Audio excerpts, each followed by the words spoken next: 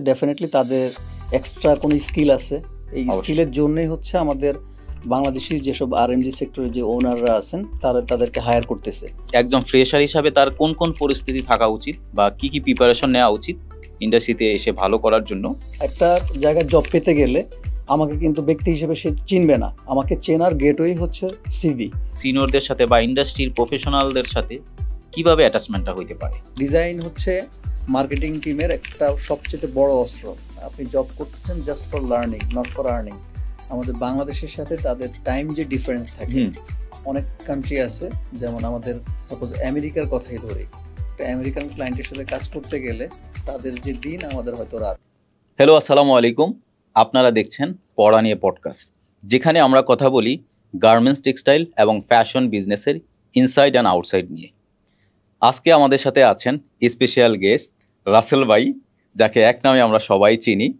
So Rasel ভাই একটা renowned কোম্পানিতে ডিজাইন লিডিং পর্যায়ে আছেন এবং পাশাপাশি তার আরেকটা পরিচয় আছে, সেটা হলো রাসেল ভাই একজন ট্রাভেল কন্টেন্ট ক্রিয়েটর, যার মাধ্যমে আমরা দেশ এবং দেশের বাহিরের অনেক বিষয়ে কিছু জানতে পারি, যেটা আমাদেরকে অনেক বেশি ইন্সপায়ার করে এবং হেল্প করে। সো দুইটা জিনিস, একটা হলো সে ইন্ডাস্ট্রির এক্সপার্ট আর একটা হলো সে ট্রাভেল কন্টেন্ট ক্রিয়েটর। দুইটাকেই ব্লেন্ড করে এই ইন্ডাস্ট্রিকে উনি অনেক কিছু দিচ্ছেন এবং অনেক কিছু শিখাচ্ছেন। আশা করি তার থেকে আমরা অনেক ভ্যালুয়েবল ইনসাইট পাবো আজকের পডকাস্ট থেকে। আপনি যদি একজন স্টুডেন্ট হয়ে থাকেন কিংবা গার্মেন্টস, টেক্সটাইল এবং ফ্যাশন বিজনেসে আপনার ইন্টারেস্ট থাকে, তাহলে আজকের পডকাস্টটি আপনার জন্য। সো এই পডকাস্ট থেকে আমরা জানবো কিভাবে আপনি এই সেক্টরে কেরিয়ার গ্রো করতে পারেন, অথবা কিভাবে আপনি বিজনেস শুরু করলে সেইখানে আপনি কিভাবে সাকসেস নিয়ে আসতে পারেন, অথবা আপনার কোন কোন স্কিলগুলো ডেভেলপ করলে আগামীতে আপনার জন্য হেল্পফুল হবে। সমস্ত বিষয় নিয়ে আজকে আমরা কথা বলবো আমাদের স্পেশাল গেস্ট রাসেল ভাইয়ের সাথে। সো আমি প্রথমেই রাসেল ভাইকে সালাম দিব। আসসালামু আলাইকুম। ওয়ালাইকুম সালাম। এবং রাসেল ভাই, আপনি কেমন আছেন? আসসালামু আলাইকুম সবাইকে। আলহামদুলিল্লাহ, আমি খুবই ভালো আছি। আর খুবই ভালো লাগতেছে যে পরাণের পডকাস্টে আমি একজন গেস্ট হিসেবে এখানে আসতে পেরেছি। আর হোপফুলি আমাদের অনেক কনভারসেশন হবে এই আমাদের সেক্টর সম্পর্কে। তো আমরা কন্টিনিউ করতেছি। আর পরাণকে ধন্যবাদ স্পেশালি। আর পরাণের সাথে আমার একটা ভালো সখ্যতা হচ্ছে, পরাণ আর আমি একই ইউনিভার্সিটিতে পড়াশোনা করেছি। দ্যাটস হচ্ছে সিমিলার ট্র্যাকে থাকার কারণে আমাদের সাথে প্রতিদিনই মোটামুটি কনভারসেশন হয়, বা স্পেশালি সোশ্যাল মিডিয়াতে বা ফোনে কনভারসেশন হয়। প্রতিদিন হয়তো বা সৌভাগ্য হয় না একজন একজনের সাথে দেখা করার মতো। তো লাকিলি একটা সুযোগ মিলে গেছে এই পরাণ এর যে পডকাস্টের মাধ্যমে আমরা একসাথে হতে পেরেছি। থ্যাংক ইউ পরাণকে। আমরাও লাকি যে ভাই আপনি আসছেন আমাদের এখানে, বিকজ আমরা প্রতিদিনেই ইন্ডাস্ট্রি নিয়ে অনেক কথাবার্তা বলি, যেটা আমাদের নিজেদেরকেও অনেক অনেক ডিসিশন নিতে হেল্প করে। কিন্তু আমি চাচ্ছিলাম পার্সোনালি, আপনি এই যে ইন্ডাস্ট্রিতে এত বছর ধরে কাজ করছেন, আপনার যেই স্কিলগুলো আছে, আপনার যেই নলেজগুলো আছে, এইটা আসলে আমাদের ইন্ডাস্ট্রিকে একটা নেক্সট লেভেলে ইম্প্যাক্ট আনা পসিবল। তো এই নলেজগুলো যদি সবাই পায়, সো আমার কাছে মনে হচ্ছে প্রত্যেকেরই এটা অনেক বেশি হেল্প হবে। পার্সোনালি আপনি নিজেও আমাকে অনেক নলেজ দেন, অনেক বিষয় শেয়ার করেন, এটা আমার অনেক ভালো লাগে এবং আমি ট্রাই করি যে ওই জিনিসগুলো কিভাবে আসলে ইমপ্রুভ করা যায়। সো এটা অবশ্যই আমি বলবো অ্যাজ এ বড় ভাই, আপনি সবসময় যেরকম আমাকে গাইড করেন, ইন্ডাস্ট্রির সবাইকে গাইড করেন, আরও যারা আছেন তারা আসলে কিভাবে ইন্ডাস্ট্রিতে আসতে পারে বা কেরিয়ারে ভালো করতে পারে, তারাও যদি আপনার গাইডেন্সটা পায় এই পড়ানের পডকাস্টের মাধ্যমে, তাদের কেরিয়ারটাও হয়তো অনেক সুন্দরভাবে শুরু হবে, যেরকম আমরা শুরু করেছি। হ্যাঁ, থ্যাংক ইউ আপনাকে, আপনি আসছেন, আমরা অনেক লাকি আবারও। সো আমরা তাহলে শুরু করব। ওকে রাসেল ভাই, আমাদের একটা জিনিস জানার আছে, আসলে আপনার হাত ধরে অনেকের কেরিয়ারে স্টার্ট আপ, আবার অনেকের কেরিয়ারের সাকসেস। পার্সোনালি আমি না বললেই না, আপনি নিজেও আমাকে অনেক জায়গায় বিভিন্নভাবে হেল্প করেছেন, বিভিন্ন জায়গায় রেফার করেছেন, তো যার জন্য আমার লাইফে অনেকগুলা সাকসেস আছে। এরকম আমার মতো অনেকের আছে। তো এই আমার এবং আমাদের প্রত্যেকের সাকসেস দেখতে আপনার কেমন লাগে? এটা এক কথায় বলতে গেলে ডেফিনেটলি অবশ্যই ভালো লাগে। আর এই জিনিসটা আসলে আমি মনে করি যে আমাদের শুধুমাত্র ইন্ডাস্ট্রির জন্য না, একজন মানুষ হিসাবে, অ্যাজ এ হিউম্যান বিং হিসাবে প্রত্যেকটা মানুষের প্রত্যেকটা সেক্টরে যদি তাদের কন্ট্রিবিউশনটা প্রপারলি থাকে, তাহলে আমাদের নিজেদের দেশকে আমরা অনেক দূর এগিয়ে নিয়ে যেতে পারবো। তা আমি মনে করি আমাদের এই সেক্টরটা বাংলাদেশে, বিশেষ করে ফ্যাশন ডিজাইনিং বা আরএমজি সেক্টরটা, এটা বাংলাদেশে অনেক বছর ধরেই চলতেছে। কিন্তু এটার মধ্যে অনেক ধরনের মানে টেকনিক্যাল সাবজেক্ট আসার কারণে একটা ভালো রেভুলেশন হচ্ছে। তো এই রেভুলেশনটার জন্য আমি মনে করি আমার জায়গা থেকে আমি মানে আমার যতটুকু স্কিল আছে, স্কিল বা মানে সাহায্য আছে আমার অবশ্যই। জুনিয়রদের জন্য, সেটার মাধ্যমে আমি চেষ্টা করতেছি প্রতিনিয়ত এটাকে কীভাবে ইমপ্রুভ করা যায়। আর একটা জিনিস হচ্ছে, মানুষ হিসেবে প্রত্যেকটা মানুষই প্রবলেমে পড়তে পারে। তা আমি মনে করি যে আমি যদি কাউকে হেল্প করি, সলভ করা এই যায়। হ্যাঁ, এই জিনিসটা আমার ক্ষেত্রেও আসতে পারে, একটা জবের জন্য হোক বা যে কোনো জিনিস। তো এটা হয়তো একটা কন্টিনিউশন থাকবে। তো এটাকে আমি সবসময় জাস্ট সোশ্যাল ওয়ার্ক হিসেবে দেখি। অ্যাজ এ কারোর জন্য যদি আমি সিনিয়র ভাই হয়ে থাকি, এটা আমি রেসপন্সিবল হিসেবে দেখি সবসময়। আচ্ছা ভাইয়া, এই যে আপনার হাত ধরে সবার স্টার্ট আপ, এটা আপনাকে আসলে কতটুকু ইন্সপায়ার করে? এটা ডেফিনেটলি অনেক বেশি ইন্সপায়ার করে, কারণ মানে কারোর জন্য যদি কিছু করতে পারি, সেটা আমি বা আমি ছাড়াও অন্যান্য প্রত্যেকটা মানুষেরই ভালো লাগে। এবং এটা হচ্ছে আমার প্রতিনিয়ত কাজের ক্ষেত্রে একটা ভালো অনুপ্রেরণা যোগায়। মানে বিশেষ করে এই ইন্ডাস্ট্রিকে সামনে নিয়ে যাওয়ার জন্য আমি মনে করি যে আমাদের প্রত্যেকের একটা কন্ট্রিবিউশন থাকা উচিত। তাহলে আমরা শুধু বাংলাদেশি হিসেবে, মানে আমাদের ফরেন যেই মানে একটা ইয়ে আছে, কমিউনিটি আছে, বা ফরেন যে ডিজাইনার বা আমাদের যে আরএমজি সেক্টরে যারা বিশেষ করে ফরেন কান্ট্রিগুলোতে থেকে আমাদের বাংলাদেশে আসছে জব করার জন্য, মানে আমি মনে করি যে তাদের আমরা একটা বড় ধরনের কম্পিটিটর হতে পারবো। এবং এই ক্ষেত্রে আমরা আমাদের স্কিলটাকে আরও ডেভেলপ করে আরও বেশি মানে এগোতে পারবো। ওকে, আমার কাছে মনে হয় যে এটা আপনার যেই ইনিশিয়েটিভ, হ্যাঁ, বা আপনার যেই এই আমাদের সেক্টরের প্রতি যেই কন্টিনিউশন, এইটা মনে হয় আপনি অনেক প্যাশনেটলি করেন, আর এটা করতে আপনার অবশ্যই ভালো লাগে। তবে আমি এখানে আরেকটু বলতে চাই, এই যে ফরেন যারা আছেন আমাদের দেশে কাজ করছেন, যেটা আমি শুনলাম আপনার থেকে, যে আমরা কি তাদের কম্পিটিটর, নাকি আমরাই আমাদের নিজেদের স্কিলগুলোকে ডেভেলপ করে, হ্যাঁ, আমরাই আমাদের ইন্ডাস্ট্রিকে আরও নেক্সট লেভেলে নিতে পারি? আমরা ফরেনাররা আমাদের দেশে কেন আসছে, এটা হচ্ছে ডেফিনেটলি তাদের এক্সট্রা কোনো স্কিল আছে। এই স্কিলের জন্যই হচ্ছে আমাদের বাংলাদেশি যেসব আরএমজি সেক্টরে যে ওনাররা আছেন তাদেরকে হায়ার করতেছে। তা আমি মনে করি যে যতদিন না পর্যন্ত বাংলাদেশ থেকে তারা একদমই রিডিউস হবে, ততদিন পর্যন্ত আমাদের তাদেরকে একটা কম্পিটিটর হিসেবে দেখতে হবে। এবং কম্পিটিটর হিসেবে দেখলে আমরা কম্পিটিশনে তাদের সাথে অলওয়েজ ফাইট করে যাব, আমাদের স্কিল গ্রো আপ করা, চ্যালেঞ্জ নেওয়া। তো আপনাদের যখন আমরা স্বয়ংসম্পূর্ণ হব, তখন হচ্ছে ফরেনাররা বাংলাদেশে কি বলে আশাটা কমে যাবে। তো আমি মনে করবো যে তখন আমরা আসলে অনেক সাকসেসের দিকে চলে যাব।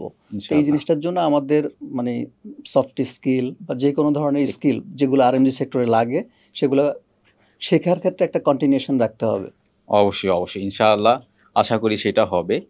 কিন্তু এটা কিন্তু আমরা দেখতেও পাচ্ছি, আগে আমরা দেখতাম যে অনেক ডিজাইনার, হয়তো ফরেন ডিজাইনার থাকতো একটা টিমে, বা এখন দেখি কি যে আমাদের দেশেরই অনেক ডিজাইনার তারা লিডিং পর্যায়ে আছেন, কিন্তু ফরেনারটা ওই দিক থেকে কমে গেছেন। আমার মনে হয় যারা বাইরের সাইড থেকে বা ফরেন সাইড থেকে, তারাও হয়তো ফিল করছেন যে বাংলাদেশে এত ট্যালেন্ট ডিজাইনার থাকতে, সো আমার একজন ফরেন বা যিনি বিজনেস আছেন, তার যেই স্টুডিও কস্ট বা তার যেই ফুল ম্যান পাওয়ারের যেই কস্ট, ওখানকার একজন দুইজনের কস্ট দিয়ে আমাদের এখানে ফুল ডিপার্টমেন্টেই রান করা পসিবল, এবং আরও বেটার আউটপুট নিয়ে। তো এইটা কিন্তু তারা এখন বুঝতে শিখেছেন। তো এই জন্য দেখা যায় কি, হয়তো আমি ম্যাক্সিমাম জায়গায় দেখি 1-2 জন ডিজাইনার থাকেন, আর ম্যাক্সিমামই হলো এখানকার আমাদের যারা আমরা আছি, আমরা এই ডিজাইন টিমগুলা বা ডিজাইনগুলা ওইভাবে আমরা লিডিং পর্যায়ে এখন নিয়ে আসছি। ইনশাআল্লাহ আস্তে আস্তে আমরা সবাই মিলে আরও লিডিং পর্যায়ে যাব ইনশাআল্লাহ। ওকে, সো ভাইয়া, তাহলে আমাদের ইন্ডাস্ট্রিতে যেহেতু আপনি এত বছর ধরে কাজ করছেন, বড় ডিজাইন টিম লিড দিচ্ছেন, এবং ইন্টারন্যাশনালি অনেকগুলা বায়ারও দেখছেন, বিভিন্ন জায়গায় ট্রাভেল করছেন, আপনার যেই নেটওয়ার্ক, সো আপনি জিনিসটা ভালো জানেন যে আসলে যারা ইন্ডাস্ট্রিতে অলরেডি আছে অথবা যারা এই ইন্ডাস্ট্রিতে আসতে চায়, একজন ফ্রেশার হিসাবে তার কোন কোন পরিস্থিতি থাকা উচিত বা কি কি প্রিপারেশন নেওয়া উচিত ইন্ডাস্ট্রিতে এসে ভালো করার জন্য। আর একটা জিনিস হলো, যারা অলরেডি ইন্ডাস্ট্রিতে কাজ করছেন লিডিং পর্যায়ে, তাদের আসলে আর কোন কোন জিনিসগুলো শেখা উচিত নেক্সট লেভেলে যাওয়ার জন্য। এটা আপনি কি মনে করছেন? 2টা কোশ্চেন আমি একবারে করলাম, আপনি একটা একটা করে অ্যান্সার করতে পারেন। একটা হলো আসার জন্য, ইন্ডাস্ট্রিতে আসার জন্য আসলে তার কি কি প্রিপারেশন নেওয়া উচিত, তার কেরিয়ার স্টার্ট আপের জন্য? আচ্ছা, কোশ্চেন দুইটা যদি আমি জাস্ট এক কথায় অ্যান্সার দিই তাহলে দুইটা অ্যান্সার হবে। একটা হচ্ছে স্কিল ডেভেলপ করা, আর একটা হচ্ছে কমিউনিকেশন। তো আর একটু ব্রিফলি আমি শেয়ার করি। কমিউনিকেশন বলতে হচ্ছে আসলে আমরা হয়তো বুঝি যে ইংলিশে কথা বলা, ভালো ইংলিশে মানে টক করা, এরকম কিছু না। আমি মনে করি যে কমিউনিকেশন বলতে যে আমাদের এই যে একটা মার্কেট আছে, এটা বাংলাদেশ হোক বা বাংলাদেশের বাহিরে, যে আমাদের বড় একটা মানে কি বলে বিশাল বড় একটা এরিয়া আছে, এই এরিয়াটার সাথে সবার কমিউনিকেশনটা আসলে কেমন আছে। কারণ আমি যদি মানে সদ্য একটা ইউনিভার্সিটি থেকে গ্র্যাজুয়েশন কমপ্লিট করি, সেক্ষেত্রে আমি সবসময় বিশেষ করে আমি আমার জুনিয়রদেরকে অ্যাডভাইস করি যে তুমি সর্বপ্রথম একটা জবের জন্য আমার সাথে কন্ট্রাক্ট না করে তুমি তোমার ইমিডিয়েট সিনিয়রের সাথে কন্ট্রাক্ট করো। তাহলে যেটা হবে যে এইভাবে চেইন অফ কমান্ডে তার উপরে একটা নেটওয়ার্ক তৈরি হলো এবং তার জবটা পেতে ইজি হবে। প্লাস হচ্ছে যে সে যদি তার গণ্ডি পেরিয়ে দেশ এবং দেশের বাইরে, কারণ এখন হচ্ছে আসলে অনলাইনে অনেক ধরনের মানে স্কিল ডেভেলপ করার ওয়ে আছে, কমিউনিকেশন করার ওয়ে আছে, এটা দেশ থেকে দেশের বাইরেও কন্ট্রাক্ট করা যায় সবার সাথে। তারপর হচ্ছে বিভিন্ন প্ল্যাটফর্ম আছে। তো আমি জাস্ট প্রমোট করতেছি না যে পড়ানেতে যে আসছে, তোমার যে পড়ানের যে একাডেমি আছে এখানে যেসব জিনিসগুলো আসলে শেখানো হয়, স্পেশালি যারা গ্র্যাজুয়েশন কমপ্লিট করতেছে মানে একদম মানে কী বলে ফ্রেশার, তাদের জন্য আসলে এই স্কিলগুলো ডেভেলপ করলে মানে অনেক ইজি হবে তাদের ক্যারিয়ারের জন্য। আর আমি আরেকটু জিনিস শেয়ার করি, সেটা হচ্ছে প্রত্যেকটা মানুষের জাস্ট ক্যারিয়ার স্টার্ট করার আগে তার ফার্স্ট অফ অল দেখতে হবে তার স্কিল ডেভেলপগুলা ঠিক আছে কিনা বা স্কিলগুলো ঠিক আছে কিনা, যেটা আসলে তার ক্যারিয়ার জন্য লাগবে।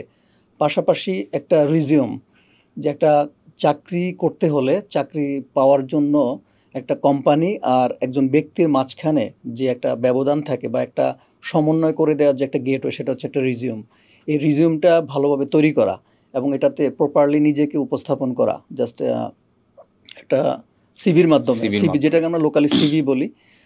তো এইটা হচ্ছে আসলে ইম্পর্ট্যান্ট ইস্যু। আর পাশাপাশি কারণ একটা জায়গায় জব পেতে গেলে আমাকে কিন্তু ব্যক্তি হিসেবে সে চিনবে না, আমাকে চেনার গেটওয়ে হচ্ছে সিভি। আর এই সিভির মধ্যে হচ্ছে আমি আমার বেসিক ইনফরমেশনের সাথে আমি আমার যে স্কিলগুলো আছে বা এডুকেশনগুলো আছে সেটা হচ্ছে আমি লিখে দিব। তো এটার পাশাপাশি আমার যে স্কিলগুলো লাগবে সেটা যদি আমি প্রপারলি লিখতে পারি এবং ওই স্কিলগুলো যদি আগে ডেভেলপ করতে পারি, তাহলে আমার ক্যারিয়ারের জন্য অনেক ইজি হবে, আমি বা আমাদের সবার ক্যারিয়ারের জন্য আমি মনে করি। এটা আমার জাস্ট একটা অপিনিয়ন শেয়ার করলাম। আপনি এর আগেও আমাকে বলেছিলেন, আমার মনে আছে, আমি যখন একবার আপনাকে সিভি দেই, আপনি আমাকে কিছু কারেকশন দিয়েছিলেন যে পড়ান তুমি এই জিনিসগুলো এইভাবে দেখো। আমি কি করতাম তখন, যে আমি সিভি বলতে হলো যে আমি হয়তো যেহেতু আমার এক্সপিরিয়েন্স অনেক কয়েকটা জায়গায়, আমার সিভিটা অটোমেটিকলি বড় হয়ে যেত। আবার ওইটার সাথে পোর্টফোলিও আবার আলাদা লিঙ্ক করে দিতাম। তখন আপনি সাজেশন দিলেন যে তুমি সিভিটা 1 পেজে রাখো আর পরবর্তী 2টা পেজ তুমি পোর্টফোলিও রাখো। তাহলে কি হয়, এই 3টা পেজকে যে কোনো কেউ ইজিলি প্রিন্ট দিতে পারে।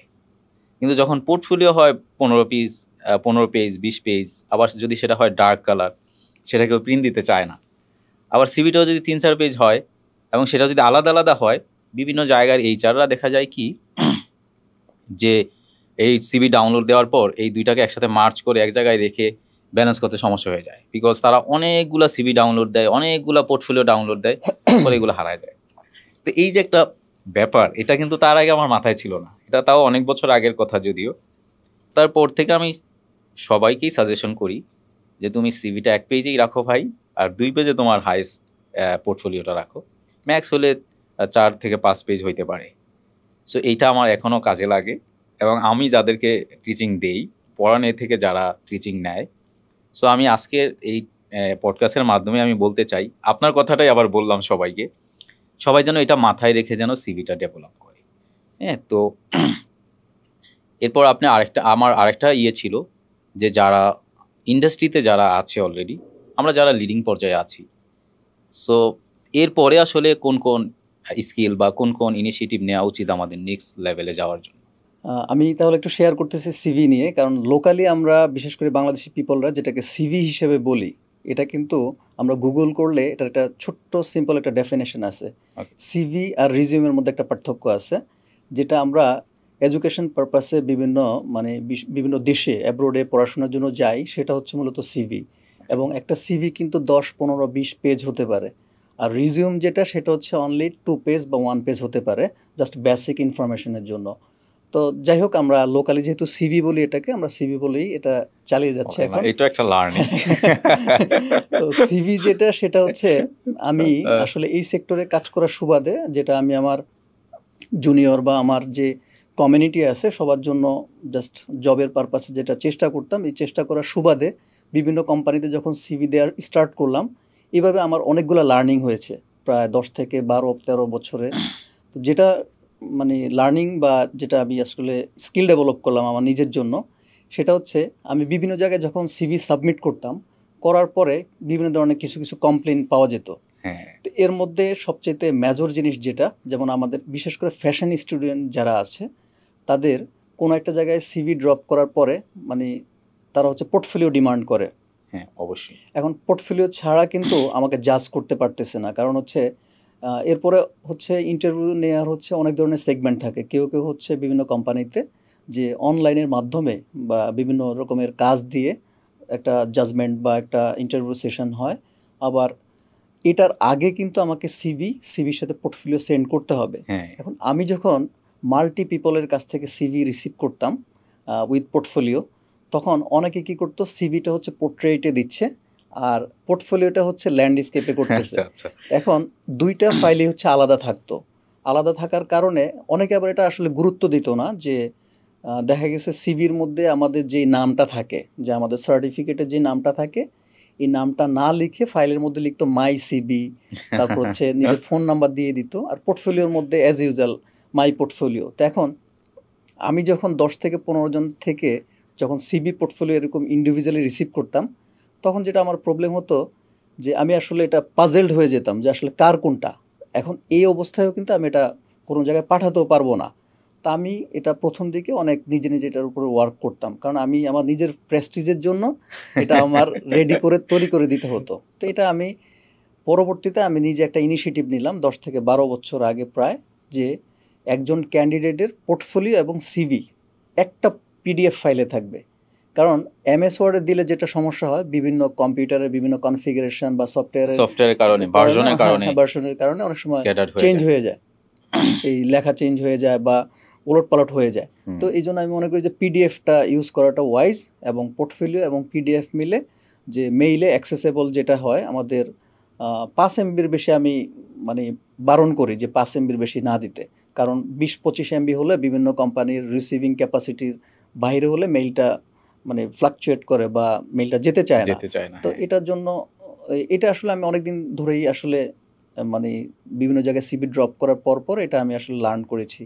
আর আরেকটা জিনিস হয় কি, অনেক সময় আমরা সিভির মধ্যে বেসিক যে ইনফরমেশন আছে, যে আমার নিজের নাম এবং ফোন নাম্বারটা, এটাও আমি একটা এক্সপিরিয়েন্স হয়েছি যে বিভিন্ন কোম্পানিতে দেওয়ার পরে যে ব্যাকগ্রাউন্ডে ব্ল্যাক কালার দেওয়াটা, তখন বিভিন্ন কোম্পানির যে প্রিন্ট, যে সিভিটা আমি দেওয়ার পরে যে প্রিন্ট দেয়, এই প্রিন্টটা অনেকেই যে আমার জন্য, কিন্তু আমি আমার নিজের সিভিটা কিন্তু খুব দামি পেপারে বা দামি প্রিন্টারে প্রিন্ট দিব যত্ন করে, কিন্তু কোম্পানি কিন্তু আমার জন্য ওটা দামি প্রিন্টারে প্রিন্ট দিবে না।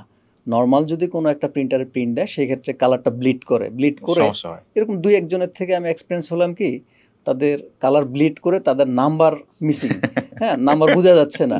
পরবর্তীতে আমাকে ইন্টারনালি ফোন দেওয়া হলো, যেহেতু আমি সিভিটা আমি রেফার করেছি, তারপর এটা আবার রিভাইজ করে পাঠানো হয়েছে। তো এই জন্য জাস্ট ব্যাকগ্রাউন্ডে সবসময় একটু লাইট কালার ইউজ করাটা ভালো এই সিভির ক্ষেত্রে আমি মনে করি। এটা আমার জাস্ট একটা এক্সপিরিয়েন্স ছিল, শেয়ার করলাম আর কি। ওকে, থ্যাংক ইউ ভাইয়া। তো আমি আপনাকে অনেক ধন্যবাদ। একদম স্পেশালি একটা জিনিস, ছোট একটা জিনিস যদিও, কিন্তু এইটাই সবাই মিস্টেক করে, হ্যাঁ, বেশিরভাগ মিস্টেক হয়ে যায়। হ্যাঁ, তো এই জিনিসগুলো যদি আমরা ফোকাসে রাখি, তাহলে হয়তো আশা করি সবাই জিনিসটা বুঝতে পারছেন আসলে একটা সিভি কতটা ইম্পর্টেন্ট, বিভিন্ন কিছু মাথায় রেখে আসলে করতে হয়। এখন আমরা যেটা করি, আমাদের পড়ানোর প্ল্যাটফর্ম থেকে যারা যেমন কাজ করার পর আমরা এটা একদমই বলে দিই যে প্রত্যেককে কাজ শেখার পরে যেন সে তার পোর্টফোলিওটা মেক করে, এবং ওই পোর্টফোলিওটার সাথে যেন তার সিভি পোর্টফোলিও যেন একসাথে থাকে। দেন আমাদের টিচাররা ওইগুলো রিভিউ করে দেয়। আচ্ছা। এবং পার্সোনালি আমি নিজেও অনেক সময় রিভিউ করে দিই।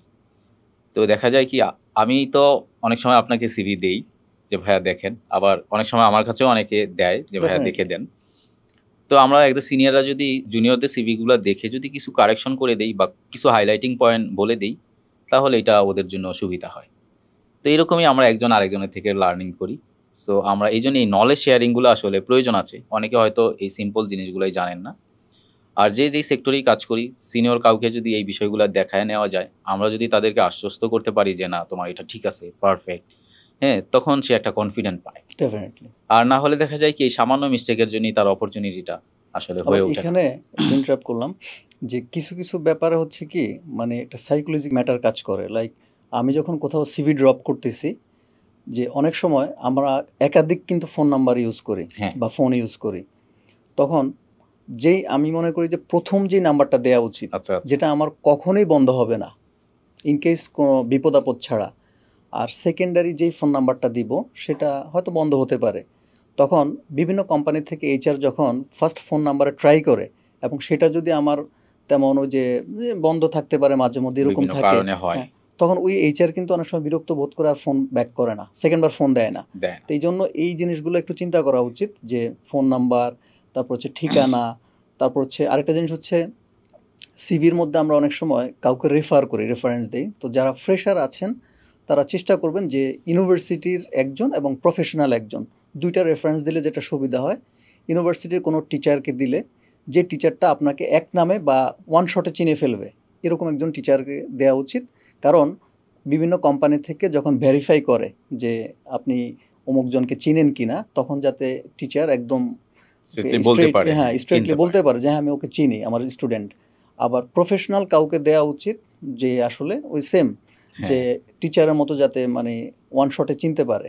তবে এই ক্ষেত্রে আমি বারণ করি বা নিষেধ করি যে অনেক সময় যে আমাদের রিজিউমের মধ্যে মানে রেফারেন্সটা বিভিন্ন ধরনের পলিটিক্যাল লোক থাকে বা এগুলা দেওয়ার ক্ষেত্রে আমি নিষেধ করি, কারণ এটা যার যার ব্যক্তিগত ব্যাপার। কারণ আমি জব করতে যাব একটা কোম্পানিতে, এখন ওই কোম্পানি যে ওনার আছে বা ম্যানেজমেন্টের লোক আছে, যে আমি যেই দলের যাকে আমি রেফারেন্স করলাম হ্যাঁ তার বিপরীত হতে পারে। তো আসলে সিভি রিজেক্ট হওয়ার পিছনে কিন্তু অনেক কারণ আছে। তো এগুলা আমি জাস্ট সিভি বিভিন্ন জায়গায় সেন্ড করার কারণে আমি এক্সপিরিয়েন্সগুলো মানে পেলাম, এই জন্য শেয়ার করলাম। আমি জানতে চাই বা হয়তো অনেকেই জানতে চায়, মান্থলি আসলে আপনার কাছে কত পরিমাণ সিভি আসে? যদিও এটা একদমই পার্সোনাল। হ্যাঁ, না এটা পার্সোনাল কিছু না, কারণ আমি হচ্ছে যেটা এটা তো সোশ্যাল ওয়ার্ক হিসেবে করি। আর বললাম যেটা এটা আসলে প্রথমত স্টার্টটা হয়েছিল যে আমি যখন ক্যারিয়ার স্টার্ট করি, মানে ফ্র্যাঙ্কলি বলতে গেলে আমি যখন আমার ইন্টার্ন করতে হবে ইউনিভার্সিটিতে, আমার মানে পুরো গোষ্ঠীর মধ্যে হ্যাঁ আমার এই গার্মেন্টস ট্রেডে কেউ নাই, মানে ছিল না যে আমাকে একটা জব রেফার করবে বা একটা ইন্টার্ন রেফার করবে। তা আমি যখন আমার ক্যারিয়ার স্টার্ট করি, আমার ইন্টার্ন পেতে আমার প্রচুর সমস্যা হয়েছিল, যেখানে আমার ক্লাসমেটরা সবাই ইন্টার্ন শেষ করে ফেলেছে, আমি ইন্টার্নের সাবজেক্ট শেষ করতে পারি নাই, আমি অলরেডি 3 মাস পেছনে। এটার কারণ হচ্ছে আমার আসলে কোনো লবিং বা এরকম কিছু ছিল না। তো আমি তখন তো একটা জিনিস চিন্তা করলাম, মানে এটা কমিউনিটি বিল্ড আপ সেটা না, আমি তখন থেকে আমি হেল্প করার একটা প্রবণতা আমার আগের থেকেই ছিল, যে ফ্রেন্ডকে হেল্প করা বা পরিচিত কাউকে হেল্প করা বা অ্যাজ এ হিউম্যান বিং যেটা রেসপন্সিবিলিটি থাকে আমাদের। তো ওই সুবাদে আমার মানে পরবর্তীতে একটা জব হলো। জব হওয়ার পরে আমি আস্তে আস্তে দেখলাম যে মার্কেটে অনেকেই আমার কাছ থেকে সিবি চাচ্ছে। তখন আমি আমার ফ্রেন্ড সার্কেল বা জুনিয়র এরকম রেফার করা শুরু করলাম। তারপরে আস্তে আস্তে এটা এখন পর্যন্ত আলহামদুলিল্লাহ যে অনেকটুকু হয়ে গেছে। তবে এখন যেটা হয় যে সিভি আসে, সিভি ডেফিনেটলি আসে, এটা আসলে কোনো মানে কাউন্টেবল কোনো বলা যাচ্ছে এটা আমরা এই জন্যই বললাম, কারণ এত কিছু আপনি কিভাবে ম্যানেজ করেন, কারণ এটাও কিন্তু একটা ফ্যাক্ট। কারণ আমি নিজেও যখন একটা জব পোস্ট দিই, আমাদের যে পার্সোনাল হোয়াটসঅ্যাপ গ্রুপ আছে বা আমাদের যে প্ল্যাটফর্মগুলো আছে, তখন দেখা যায় কি অনেক সিভি আসে। তো ওইটা ম্যানেজ করতে আমাদের একটা টাইম যায় অনেক পরিমাণ। তো তখন দেখা যায় কি এটা একটা নির্দিষ্ট সময় দিতে হয়। তো এটা তো আমরা যখন আমরা করি সবাই মিলে, কিন্তু আপনি তো জিনিসটা একা ম্যানেজ করছেন। এই জন্য আমার কাছে মনে হচ্ছে যে এই ব্যালেন্সটা আসলে কিভাবে করেন। আবার দেখলাম প্রত্যেকটা জিনিস দেখে দেখেই দেন। লাস্ট টাইম আমি আপনার থেকে অনেকগুলা আমার প্রয়োজন ছিল, রিকোয়ারমেন্ট ছিল, আমি অনেকগুলা সিভি নিলাম। সবগুলোই যে আপনি গুছায় গুছায় সাথে সাথেই দিতে পারছেন বা অনেক সময় হ্যাঁ একটু টাইম নিয়ে হলেও দিয়ে দিচ্ছেন, এই যে একটা ব্যাপার, এটা আসলে আমার নিজের পার্সোনাল কিউরিসিটি থেকে যে রাসেল ভাই এটা কিভাবে ম্যানেজ করে আসলে এত বড় একটা জিনিস। এটা প্রথম দিকে আমি আবার হচ্ছে সোশ্যাল মিডিয়াতে খুবই অ্যাক্টিভ। তো প্রথম দিক থেকে আমি যেটা করতাম যে সোশ্যাল মিডিয়াতে সিভি রিসিভ করতাম, মানে ফেসবুক মেসেঞ্জারে। ওকে। তো যেটা আমার সুবিধা হতো যে বিশেষ করে প্রথমত আমি আমার ইউনিভার্সিটি কেন্দ্রিক চিন্তা করতাম। তখন ওই সোশ্যাল মিডিয়াতে দেওয়ার কারণ আমার আসলে ওই 1-2 হাজার 5 হাজার লোককে মনে রাখা সম্ভব না। তখন কেউ যদি আমাকে 1 বছর আগেও সিভি দিত, আমি ওই যে চ্যাট লিস্ট থেকে প্রিভিয়াস যে চ্যাট হিস্টোরি ওটা দেখে বুঝতাম যে সে আমার ইউনিভার্সিটির অমুক ব্যাচের অমুক ডিপার্টমেন্টের। আমি জাস্ট একটু বুঝে নিতাম। তো এইভাবে অনেক দিন পরে যাওয়ার পরে যেটা হলো যে আমার সাথে আমার অনেকেরই নাম এবং বিশেষ করে ফেসবুকের নামটা মুখস্থ। আচ্ছা। তো এইভাবে করতে করতে এখন যেটা হয় যে ফেসবুক মেসেঞ্জারে নেওয়া হয় না এখন, যেহেতু আগের তুলনায় মেসেঞ্জারের থেকে হোয়াটসঅ্যাপটা সবচেয়ে বেশি আমরা ইউজ টু। তো হোয়াটসঅ্যাপে আমি কি করি, যেটা মানে খুব বেশি তাড়াহুড়ো যখন থাকে তখন আমি জাস্ট স্ক্রিনশট দিয়ে জাস্ট আমি আমার যদি কোনো কারেকশন থাকে কারেকশনটা আমি ফেসবুক মেসেঞ্জার কিংবা হোয়াটসঅ্যাপে কারেকশনটা দিয়ে দিই যে তুমি তোমার এটা এইভাবে করো, বা কারো একটা ভালো কোনো সিভি বা পোর্টফোলিও রেফারেন্স থাকলে সেটা আমি শেয়ার করি যে এটার মতো করার চেষ্টা করো। এছাড়া আসলে কেউ যদি চায় যে এখন আসলে অনলাইনে যে পরিমাণ রিসোর্স আছে, আসলে কেউ যদি চায়, যেমন আমরা যদি মানে একদম ফ্র্যাঙ্কলি বলি, কেউ যদি ভাত রান্না করতে না পারে, বিশেষ করে আমরা অনেক সময় ছেলেরা ভাত রান্না করতে পারে না, তো এখন ইউটিউব দেখলে মানে ভাত রান্নাও করা যায়। তো সেক্ষেত্রে এইসব জিনিস তো আরো রিসোর্স অনেক বেশি আছে, যেমন পিন্টারেস্ট আছে, তারপর গুগল করলে ক্যানভা আছে, তারপর হচ্ছে ইউটিউব আছে। সবকিছুর মাধ্যমে কিন্তু আমরা শিখতে পারি। তো স্কিল ডেভেলপ করার আসলে কোনো বিকল্প নাই, এবং এটার জন্য প্রচুর গেটওয়ে আছে এখন বর্তমান এই সোসাইটিতে বা আমাদের এই মানে আধুনিক যুগে। হ্যাঁ, তো এইটা আমরা একটা টপিকস নিয়ে অনেকক্ষণ কথা বললাম, হয়তো এই টপিকসটাই এটা আপনারা সবাই গুরুত্ব দিবেন, কারণ এটা আসলেই একটা কোম্পানির সাথে আপনার কেরিয়ারের জার্নিটার একটা ব্রিজ। সো এইটা যদি প্রপারলি না থাকে তাহলে আপনার অপরচুনিটি যে কোনো কারণেই হোক এটা অপরচুনিটি লস হইতে পারে। আর আরেকটা ব্যাপার আমরা যেটা বুঝলাম আজকে রাসেল ভাইয়ের মাধ্যমে, রাসেল ভাইও কিন্তু একটা ব্রিজ আমাদের কেরিয়ারের জন্য।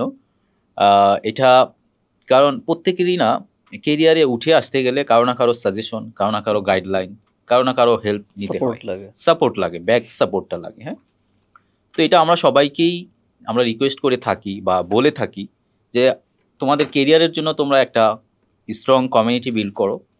আর ম্যাক্সিমাম হয় কি যে তারা স্কিলটা ওই লেভেলে ডেভেলপ না করে অনেক সময় যে ঠিক আছে আমার জব হচ্ছে না, ইনশাল্লাহ হবে, পাশাপাশি এই টাইমটাকে আমরা যদি স্কিলটা ডেভেলপ করতে পারি যে আসলে আমার কেন হচ্ছে না, মার্কেটে কোন কোন স্কিলগুলো চলতেছে সেগুলো যদি আমরা শিখে রাখি, যদি অপরচুনিটি আসে আমরা কিন্তু ইজিলি গ্র্যাব করতে পারবো।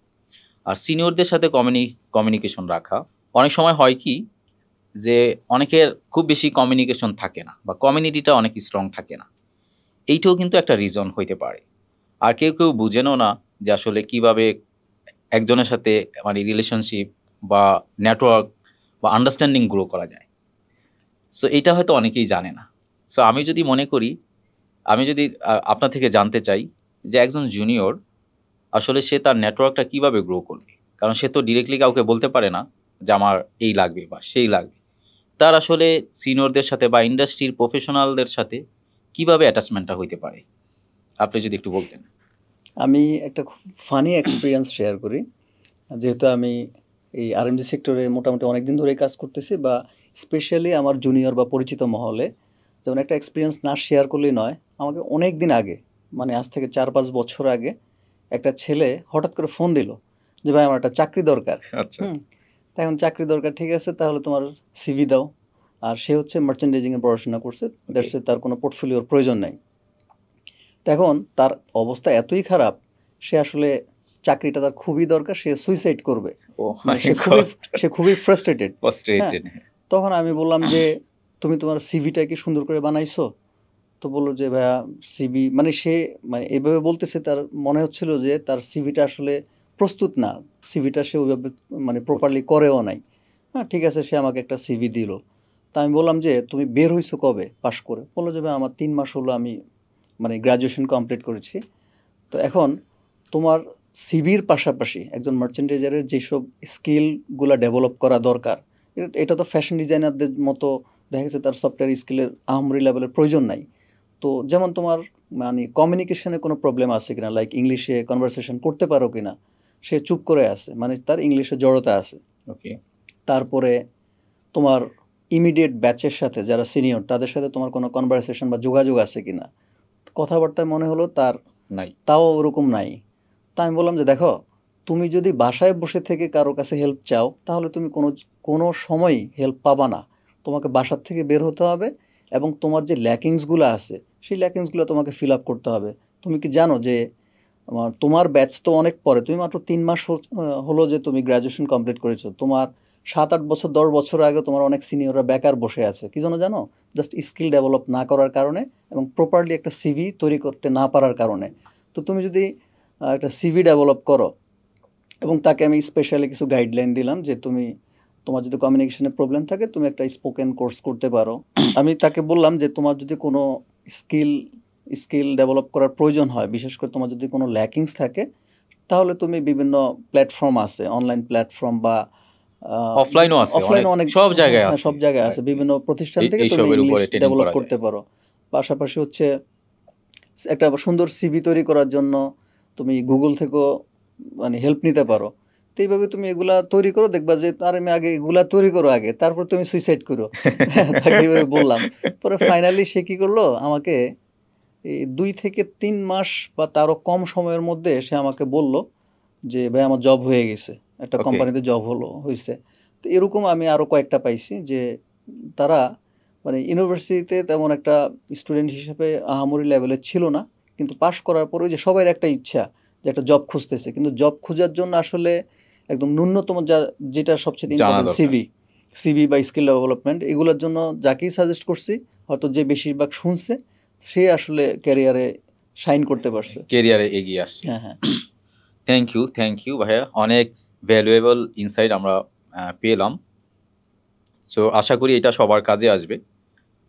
ওকে, সো আমাদের আর একটু জিনিস জানার প্রয়োজন। সো কেরিয়ারের জন্য আসলে আমাদের এই গার্মেন্টস, টেক্সটাইল এবং ফ্যাশন বিজনেসটা, এটা নেক্সট ফিউচারটা আপনি আসলে কেমন দেখছেন? এটা আমি একটা ফানি ওয়েতে অ্যান্সার করতে চাচ্ছি। যেমন আমাদের মানুষের যে 5টা বেসিক নিডস আছে, যে অবশ্যই। অন্ন, বস্ত্র, শিক্ষা, বাসস্থান, চিকিৎসা। তা আমি মনে করি যে মানুষ যতদিন বেঁচে থাকবে তার খাদ্যের পাশাপাশি পোশাকের প্রয়োজন আছে। অবশ্যই। এবং পোশাকের মধ্যে অবশ্যই ডিজাইনের একটা ভ্যারিয়েশন থাকবে, বা পোশাক মেক করার, বা বাংলাদেশে যেরকম একটা প্ল্যাটফর্ম আছে যে গার্মেন্টস ইন্ডাস্ট্রির জন্য বাংলাদেশ অনেক বিখ্যাত, তো এরকম বিভিন্ন কান্ট্রিগুলো আছে, তাদের পাশাপাশি আমরাও কিন্তু একটা অবস্থানে আছি। তো অবশ্যই আমি আশা করি এই সেক্টরটার কখনোই ঘাটতি হবে না, এটা মানুষের লাগবেই। লাগবেই, সবসময় লাগবে। তো মানে বিভিন্ন দেশের পাশাপাশি যেমন ভিয়েতনাম, কম্বোডিয়া বা আরও যেসব কম্পিটিটর যেসব কান্ট্রিগুলো আছে তাদের সাথে তাল মিলিয়ে আমরা মোটামুটি ভালোই আগাচ্ছি। তো এটা যদি সরকারিভাবে পৃষ্ঠপোষকতা বা আদার্স ফ্যাসিলিটিসগুলো থাকে তাহলে আমি মনে করি যে বাংলাদেশ আরও বেশি আগাতে পারবে। হ্যাঁ, অবশ্যই। ইনশাআল্লাহ আমরা সামনে আরও এগিয়ে যাব। সো এই এগিয়ে যাওয়ার পিছনে আমাদের সবার কন্ট্রিবিউশন অবশ্যই দরকার আছে। ডেফিনেটলি। আমরা নিজেরা যত বেশি স্কিলফুল হব, আমাদের নিজেদের পোশাকের প্রতি বা আমাদের ডিজাইনের প্রতি এবং ট্রেন রিসার্চ, মার্কেট রিসার্চের প্রতি যত বেশি আমরা আপডেটেড থাকব, তত বেশি আমরা আরও এগিয়ে যাব। আমাদের এই গার্মেন্টস, টেক্সটাইল এবং ফ্যাশন বিজনেসে অনেক নতুন উদ্যোক্তারা আসছেন, কিন্তু তারা আসলে তাদের বিজনেসটাকে নেক্সট লেভেলে নেওয়ার জন্য অনেক বেশি মানে চাচ্ছেন, বা কোনোভাবেই আসলে এই চেঞ্জেসটা নিয়ে আসতে পারছেন না। দেখা যায় অন্যদেরগুলো সেল হচ্ছে, অন্যরা বিজনেসে ভালো করছে, কিন্তু তারটা হচ্ছে না। একজ্যাক্টলি তার ল্যাকেন্সটা কোথায়? কি করলে সে ভালো করতে পারে? যে কোনো জিনিস মানে অগ্রসর হওয়ার জন্য যে কোনো ব্যাপারে সবসময় রিসার্চ থাকতে হবে। তো আমি মনে করি যে আমাদের ডিজাইনিং সেক্টরটা হচ্ছে একটা রিসার্চের সবচেয়ে সুন্দর একটা প্লেস বা একটা প্ল্যাটফর্ম। তো যে দেশ বা যে জাতি যত বেশি রিসার্চের দিক থেকে এগিয়ে থাকবে তারা মানে গ্র্যাজুয়ালি তারা উন্নতির করবে। শিখরে পৌঁছতে পারবে। তো এখানে আমি মনে করি যে আমাদের গতানুগতিক বাংলাদেশের যে গার্মেন্টস ইন্ডাস্ট্রি ছিল, যে আমরা আজ থেকে 10 থেকে 15 বছর আগে যখন আমরা পেছনে তাকাই, যে বিভিন্ন দেশ থেকে আমরা যে বায়ারের ট্যাগ প্যাক পেতাম, মোটবোর্ড, ট্যাগ প্যাক। হ্যাঁ, আপনারা হয়তো যারা গার্মেন্টস ইন্ডাস্ট্রির সাথে জড়িত আছেন তারা জানেন ট্যাগ প্যাক মানে হচ্ছে টেকনিক্যাল যে প্যাক, যেটা হচ্ছে ফলো করে আমাদের বাংলাদেশের যে মার্চেন্ডাইজিং ডিপার্টমেন্ট আছে তারা জাস্ট প্রোডাক্টটাকে কমপ্লিট করে এটা শিফট করতো। তো এই জিনিসটা কিন্তু এখন পাশাপাশি আমরা যে ট্যাগ প্যাকটা মানে যেটা ডিজাইনাররা করে সেটা কিন্তু বাংলাদেশের ডিজাইনাররা করতেছে। এবং অবশ্যই বাংলাদেশে এখন প্রত্যেকটি প্রতিষ্ঠানে মানে মোটামুটি ম্যাক্সিমাম জায়গায় হচ্ছে এখন ডিজাইন টিম আছে, কারণ ডিজাইন হচ্ছে মার্কেটিং টিমের একটা সবচেয়ে বড় অস্ত্র। কারণ একটা জিনিস শুরু হচ্ছে জাস্ট মার্কেটিং টিমের সাথে সাথে অ্যালাইনমেন্ট হয়ে ডিজাইনাররা করতেছে। অবশ্যই। এখন যার ডিজাইন ডিপার্টমেন্ট ফিউচারে থাকবে না সে আসলে গার্মেন্টস বিজনেস ফিউচারে করতে পারবে না। তো এই ক্ষেত্রে আমি মনে করি যে বাংলাদেশের এখন বিভিন্ন শিক্ষা প্রতিষ্ঠান আছে যেখান থেকে বিভিন্ন ছেলে মেয়েরা তাদের স্ব শিক্ষা প্রতিষ্ঠান থেকে মানে পাস আউট হচ্ছে এবং অনেকের ভালো স্কিল আছে যারা মার্কেটে কাজ করতেছে খুব ভালোভাবে। তো এর পাশাপাশি দেশের বাহিরেও স্কিল ডেভেলপ করার একটা গেটওয়ে আছে। তো আমি মনে করি যে আমাদের বাংলাদেশের ছেলে মেয়েরা খুব ভালো করতেছে এই সেক্টরে এবং এটার কন্টিনিউশন আশা করি আরও দিনে দিনে অনেক বৃদ্ধি পাবে, গ্র্যাজুয়ালি বাড়বে। তো এই ক্ষেত্রে আমি মনে করি যে আমাদের বিভিন্ন আরএমজি সেক্টরের যারা ওনার আছেন তারা মানে ফরেন কান্ট্রি থেকে ডিজাইনার বা মার্কেটিং টিমের লোক এগুলো হায়ার করার থেকে নিজেদের দেশের দিকে একটু দৃষ্টি দেওয়া উচিত। এবং আপনাদের প্রত্যেকেরই একটু পৃষ্ঠপোষকতা বা একটু সাপোর্ট প্রয়োজন, কারণ যে কোনো জিনিস করতে গেলে প্রত্যেকের জাস্ট সাপোর্টটা হচ্ছে সবচেয়ে ইম্পর্টেন্ট। তাই আমি মনে করি যে আমাদের নিজেদের দেশের যারা ছেলে মেয়ে আছে তাদের পিছনে যদি আপনাদের সিম্পল কন্ট্রিবিউশন থাকে আমাদের নিজেদের এই সম্পদগুলো অনেক এগিয়ে যাবে, এটা দেশের জন্য ভালো হবে। সো আমরা এখানে আপনি অ্যান্সার দিয়েছেন বা সুন্দর করে আমাদের বুঝিয়েছেন। সো যেটা ছিল আমাদের যারা একদম নতুন স্টার্ট আপ বিজনেস শুরু করছেন তারা বিজনেসে স্ট্রাগল করছেন। সো আপনার কথা থেকেই আসলো যে তারা যেন ডিজাইনিং বা রিসার্চ এই জায়গাটায় যেন ফোকাস করে, বিকজ বিজনেসের মেইন হলো ডিজাইন। সো ডিজাইনটা যখন সে ভালো পারবে, ভালো করবে, ভালো জানবে, হয়তো একজন ওনারের বা একজন এন্টারপ্রেনারের হয়তো ডিজাইন করার প্রয়োজন নাই, কিন্তু তারপরেও যদি তার বেসিক সেন্সটা থাকে সে কিন্তু তার টিম দিয়ে অনেক বেটার আউটপুট নিয়ে আসতে পারবে। এটা সেম থিং যখন আমরা লার্জ কোম্পানিগুলোতে কাজ করি, রিনাউন কোম্পানিগুলোতে, সেইখানেও যদি তারা ডিজাইনারদেরকে যেটা আছে ঠিক আছে স্কিল আমাদের যেটা আমাদের আছে সেটা আমরা করছি, কোম্পানিকে কন্ট্রিবিউট করছি, পাশাপাশি যদি তারা ডিজাইনারদেরকে বিভিন্ন স্কিল ডেভেলপমেন্ট ট্রেনিংগুলো করায় তাহলে কিন্তু এটা তার কোম্পানির জন্য একটা অ্যাডভান্টেজ নিয়ে আসবে। সো আপনি কি এখানে আরেকটা জিনিস আমি জানতে চাই, সো আপনি কি মনে করেন যে আসলে প্রত্যেকটা কোম্পানিতে যেই টিম আছে তাদেরকে স্কিল ডেভেলপমেন্ট করানো উচিত, বা যেই নতুন স্কিলগুলো আছে বা যেই তার রিলেটেড যেই স্কিলগুলো আছে সেইগুলো ডেভেলপমেন্ট করানো বা ডেভেলপ করার জন্য যে একটা টাইম ফ্রেম বা একটা সময় শিডিউল তাদেরকে ফ্লেক্সিবিলিটি দেওয়া উচিত, এটা কি আপনি মনে করেন? হ্যাঁ, এটা আসলে ওই যে বললাম না, বাংলাদেশে আসলে ডিজাইন সেক্টরটা 10 থেকে 15 বছর এই একটা রেগুলেশন বা একটা চেঞ্জেস আসছে। তো এই ক্ষেত্রে প্রত্যেকটা কোম্পানির ওনাররা কিন্তু তাদের নিজস্ব জায়গায় ডিজাইন ডিপার্টমেন্ট সেট আপের পাশাপাশি তাদের স্কিল ডেভেলপ করার দিকে ভালো একটা মানে জোর প্রচেষ্টা চালাচ্ছে। ইভেন অনেক কোম্পানি থেকে দেখা যাচ্ছে স্কিল ডেভেলপ বা বিভিন্ন ধরনের ফ্যাশন ফেয়ারগুলোতে পার্টিসিপেট করার জন্য বিভিন্ন কোম্পানির ডিজাইনাররা দেশের বাইরেও যাচ্ছে স্কিল ডেভেলপ করার জন্য। এর পাশাপাশি বাংলাদেশের অনেক প্রতিষ্ঠান আছে, লাইক আবারও কথার প্রসঙ্গে চলে আসে পরানে, যে পরানের মাধ্যমে অনেকেই বিভিন্ন ধরনের স্কিল ডেভেলপ করতেছে। যেমন আমি নিজে কিন্তু জাস্ট একটা টিম লিড করি, আমি একজন মানে ফ্যাশন গ্রাফিক কাজ করি বেশি। হ্যাঁ, তো এর পাশাপাশি আমি কিন্তু 3D পারি না, কিন্তু বাংলাদেশে বেশ 5-7 বছর হবে আমি ভুল না করলে যে 3D নিয়ে যে একটা রেভলিউশন বা চেঞ্জেস আসতেছে। তো এটার যেটা আউটকাম আমি বলবো যেটা ডেফিনেটলি একটা রেডিক্যাল চেঞ্জেস আসতেছে, যে একটা গার্মেন্টসের যখন আমরা বাইরে থেকে একটা রিকোয়ারমেন্ট পাই যে তোমার একটা স্যাম্পল দিতে হবে, তো এই স্যাম্পলটা মানে কমপ্লিট করতে গেলে 15 দিন 20 দিন 1 মাস লেগে যায়। এটা ডিপেন্ড করে দেখা গেছে আপনার যে যেমন নিট মানে সার্কুলার নিট যেটা বা সোয়েটারের ক্ষেত্রে এক একটা ডিপার্টমেন্টের ক্ষেত্রে এক এক রকম টাইম লাগতেছে, কিন্তু এই টোটাল জিনিসটাকে ভার্চুয়ালি একটা স্যাম্পলের রূপদান করতে একজন ডিজাইনার 1 দিন 2 দিন 3 দিন বা 5 দিন লাগতেছে। তো এটা আসলে টাইম ফ্রেম, তারপর হচ্ছে টাইম সেভ, তারপর হচ্ছে কস্ট সেভ, মানে কি পরিমাণ যে অনেক কিছু যে করতেছে এটা আসলে এটা মানে ভাবার বিষয় যে আসলে কি পরিমাণ চেঞ্জেস আসতেছে এই জিনিসগুলোর মধ্যে আমাদের আরএমজি সেক্টরে। তো এগুলা মোটামুটি প্রতিনিয়তই ডেভেলপ হচ্ছে এবং এগুলার পাশাপাশি এখন বিভিন্ন কোম্পানি এইসব জিনিসগুলোর সাথে খুব ভালোভাবে অ্যালাইনমেন্ট হচ্ছে। তারা তাদের, হুম। আমি নিজেও পাচ্ছি, আমাদের অনেক কোম্পানি থেকে তাদের টিমকে আমাদের এখানে পাঠাচ্ছে ট্রেন করার জন্য। অনেক কোম্পানির আমাদের প্ল্যাটফর্মে তো কোম্পানির সিও, ডিজিএম, এজিএম অনেক কানেক্টেড। আচ্ছা আচ্ছা সো আমি যেটা পাই যে অনেক ভালো আছেন যারা লিডার, তারা তাদের টিমকে না কন্টিনিউয়াসলি মানে ট্রেন করায়।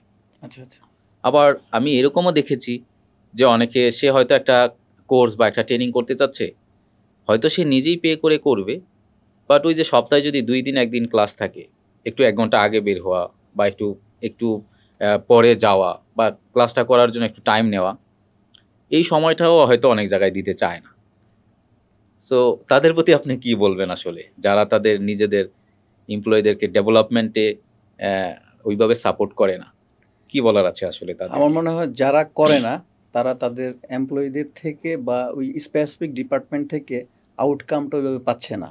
এখন এই আউটকাম না পাওয়ার পেছনে তাদের একটু ইনভেস্টিগেট বা রুট কজ অ্যানালাইসিস করে বের করা উচিত, যেখানে আসলে আমি যে ইনভেস্ট করতেছি আউটপুট কেন আসতেছে না, বা আমি আমার হয়তো বা এরকম হতে পারে যে আমি যে ইনভেস্টটা আমার প্রপারলি হচ্ছে না, বা তাকে কোনো স্কিল ডেভেলপ করতে হবে কি না, বা মানে তার নিজস্ব যে জায়গা স্পেসিফিক জায়গাগুলোতে আর একটু ফোকাস দেওয়া উচিত। হ্যাঁ, তাহলে আমার মনে হয় ঠিক হয়ে যাবে। ওকে, অবশ্যই। সো আমি আমি পার্সোনালি বলি সবাইকে, আমি নিজেও বিশ্বাস করি, আমার নিজে আমি যখনই যেই টিমে যাই অথবা আমি নিজেও যখন আমার পড়ানোর প্ল্যাটফর্ম, আমি পার্সোনালি বিলিভ করি যে আমাদের টিম যত বেশি স্কিল হবে তত আমাদের আউটকাম আসবে। যদি সেটা আমার টিমের কেউ যদি স্কিল ডেভেলপমেন্ট করে যদি আমাকে আউটকামটা না দেয়, সে ইন্ডাস্ট্রির হয়তো আপনার কাছে যে আউটকাম দিবে অথবা আমার আরেকজনের কাছে যে আউটকাম দিবে, কোথাও না কোথাও কিন্তু সে এটার হ্যাঁ হ্যাঁ, আউটকাম নিয়েই আউটকাম আসবে। আসবে সো প্রত্যেকেরই পজিটিভ মাইন্ডসেট রাখা উচিত ডেফিনেটলি। স্কিল ডেভেলপমেন্টের জন্য। এবং আমি সবাইকেই বলবো, আমরা আজকে এই পডকাস্টের মাধ্যমে বলবো, যারা ইন্ডাস্ট্রিতে আছেন সবসময় কন্টিনিউয়াসলি ডেভেলপমেন্টের উপরে থাকেন। আর যারা অলরেডি ম্যানেজমেন্ট লেভেলে আছেন, তারা যেন তাদের এমপ্লয়ীদেরকে আরও বেশি শেখার স্কোপ ক্রিয়েট করে দেয়। হ্যাঁ এর পাশাপাশি আমি এটাও বলবো যে তাদেরকে বিভিন্ন যেই অনেক সময় আপনার কথা থেকে আমার এটা ছিল, আমি আরেকবার নিয়ে আসি। এটা হয় কি যে অনেক সময় যে আমাদের নিজস্ব যেই ডিজাইনার আছে, আমি এটা অনেক জায়গায় দেখেছি, Italian designer, Indian designer, Pakistani designer, তাদেরকে বিভিন্ন ট্যুরে ফেয়ারে দিচ্ছে। তারা বিভিন্ন জায়গা থেকে যাচ্ছে, বিভিন্ন স্যাম্পল ছবি পিকচার এগুলো নিয়ে আসতেছে, সব নিয়ে এসে দিচ্ছে কারকে, আমাদের দেশের যে ডিজাইনার লিডিং তাকে দিচ্ছে। সে কি করতেছে, শুধু ছবি তুলে পাঠিয়ে দিচ্ছে। সো এই যে একটা ছবি দেখে ফুল জিনিসটা কমপ্লিট করা, সো এখন ব্যাকএন্ডে তো কাজটা সেই করতেছে, সে একটা আইডিয়া নিয়ে আসলো বা একটা জিনিস নিয়ে আসলো, কিন্তু মেইন কাজটা কিন্তু করতেছে আমাদের দেশের ডিজাইনার। কিন্তু এই স্কোপটা তাকে কেন দেয়া হচ্ছে না যে যাও তুমি অমুক ফেয়ারে যাও, তুমি অমুক জায়গায় যাও, তুমি ওই কান্ট্রির বায়ার মিটিংয়ে যাও, যে তুমি ওদেরকে দেখে আসো, ওদের নিয়ে দেন তুমি রিসার্চ করে তুমি তোমার নিজের মতো করে আমাদের পোর্টফোলিও, আমাদের ডিজাইন বা আমাদের যেই পারপাস সেটাকে তুমি লিডারশিপ নিয়ে করো। সো এই জায়গাটায় আমি দেখেছি তারা, যারা ফরেন ডিজাইনার, তাদেরকে বেশি প্রায়োরিটি লিস্টে রাখে। সো এইখানে আপনি কি বলবেন যে এটার আসলে কি রিজন থাকতে পারে? যেমন আমি একটু আগে কথায় শেয়ার করেছিলাম যে আমাদের মানে আরএমজি সেক্টর বা specially design sector gradually develop হচ্ছে। তো এখন কিন্তু মানে বিভিন্ন প্রতিষ্ঠানে যে বাংলাদেশি ছেলেমেয়েরা ডিজাইন ডিপার্টমেন্ট লিড দিচ্ছে, অবশ্যই। মানে ফরেনারদের মানে কি বলে অল্টারনেট হিসাবে, বা দ্যাট মিনস হচ্ছে ফরেনারদের চাহিদাটা আমাদের দেশে গ্র্যাজুয়ালি কমতেছে। আমাদের নিজস্ব মানুষ বা অ্যাসেট দিয়ে আমরা আমাদের এই প্ল্যাটফর্মটাকে লিড দিচ্ছি। তো এখন বিভিন্ন কোম্পানির যেটা সুবিধা হয়, এটা আমার হয়তো অবজারভেশনটা ভুলও হতে পারে, জাস্ট আমি আমার এক্সপিরিয়েন্সটা শেয়ার করি। বিভিন্ন কোম্পানিতে বাংলাদেশের বাহিরে তাদের নিজস্ব শাখা অফিস থাকে, ব্রাঞ্চ অফিস থাকে। ওই অফিসে এখন বাংলাদেশি একজন ছেলে বা মেয়েকে মানে ওইখানে সেট করে মানে তার যে অ্যাকোমোডেশন দেয়া বা সব কিছু মিলিয়ে একটা বিশাল ইনভেস্টের ব্যাপার আছে কিন্তু। তো এখন হয়তোবা মালিকরা এভাবে চিন্তা করতেছে বিভিন্ন কোম্পানির, যে আমি ইটালিতে আমার একটা অফিস আছে, আমি একজন ইটালিয়ান ডিজাইনার হায়ার করি। এখন ইটালিয়ান যেসব মিটিংগুলো আছে যেসব কাস্টমারদের মিটিংগুলো আছে বা ইউরোপ কান্ট্রিগুলোতে যেসব মিটিংগুলো আছে, ওই ডিজাইনার হচ্ছে ওই জিনিসগুলো হচ্ছে ব্যাকআপ দিচ্ছে। হ্যাঁ, এবং ওই ডিজাইনার হচ্ছে ডিজাইনার টিমের বা ডিজাইন টিমের হেড হিসেবে, প্লাস হচ্ছে যে একদম মার্কেটিংয়ের গাই হিসেবে কাজ করতেছে। আর বাংলাদেশি ডিজাইনার যারা থাকতেছে তারা কিন্তু অনেক সময় বিভিন্ন কোম্পানির থ্রুতে অপরচুনিটি পাচ্ছে।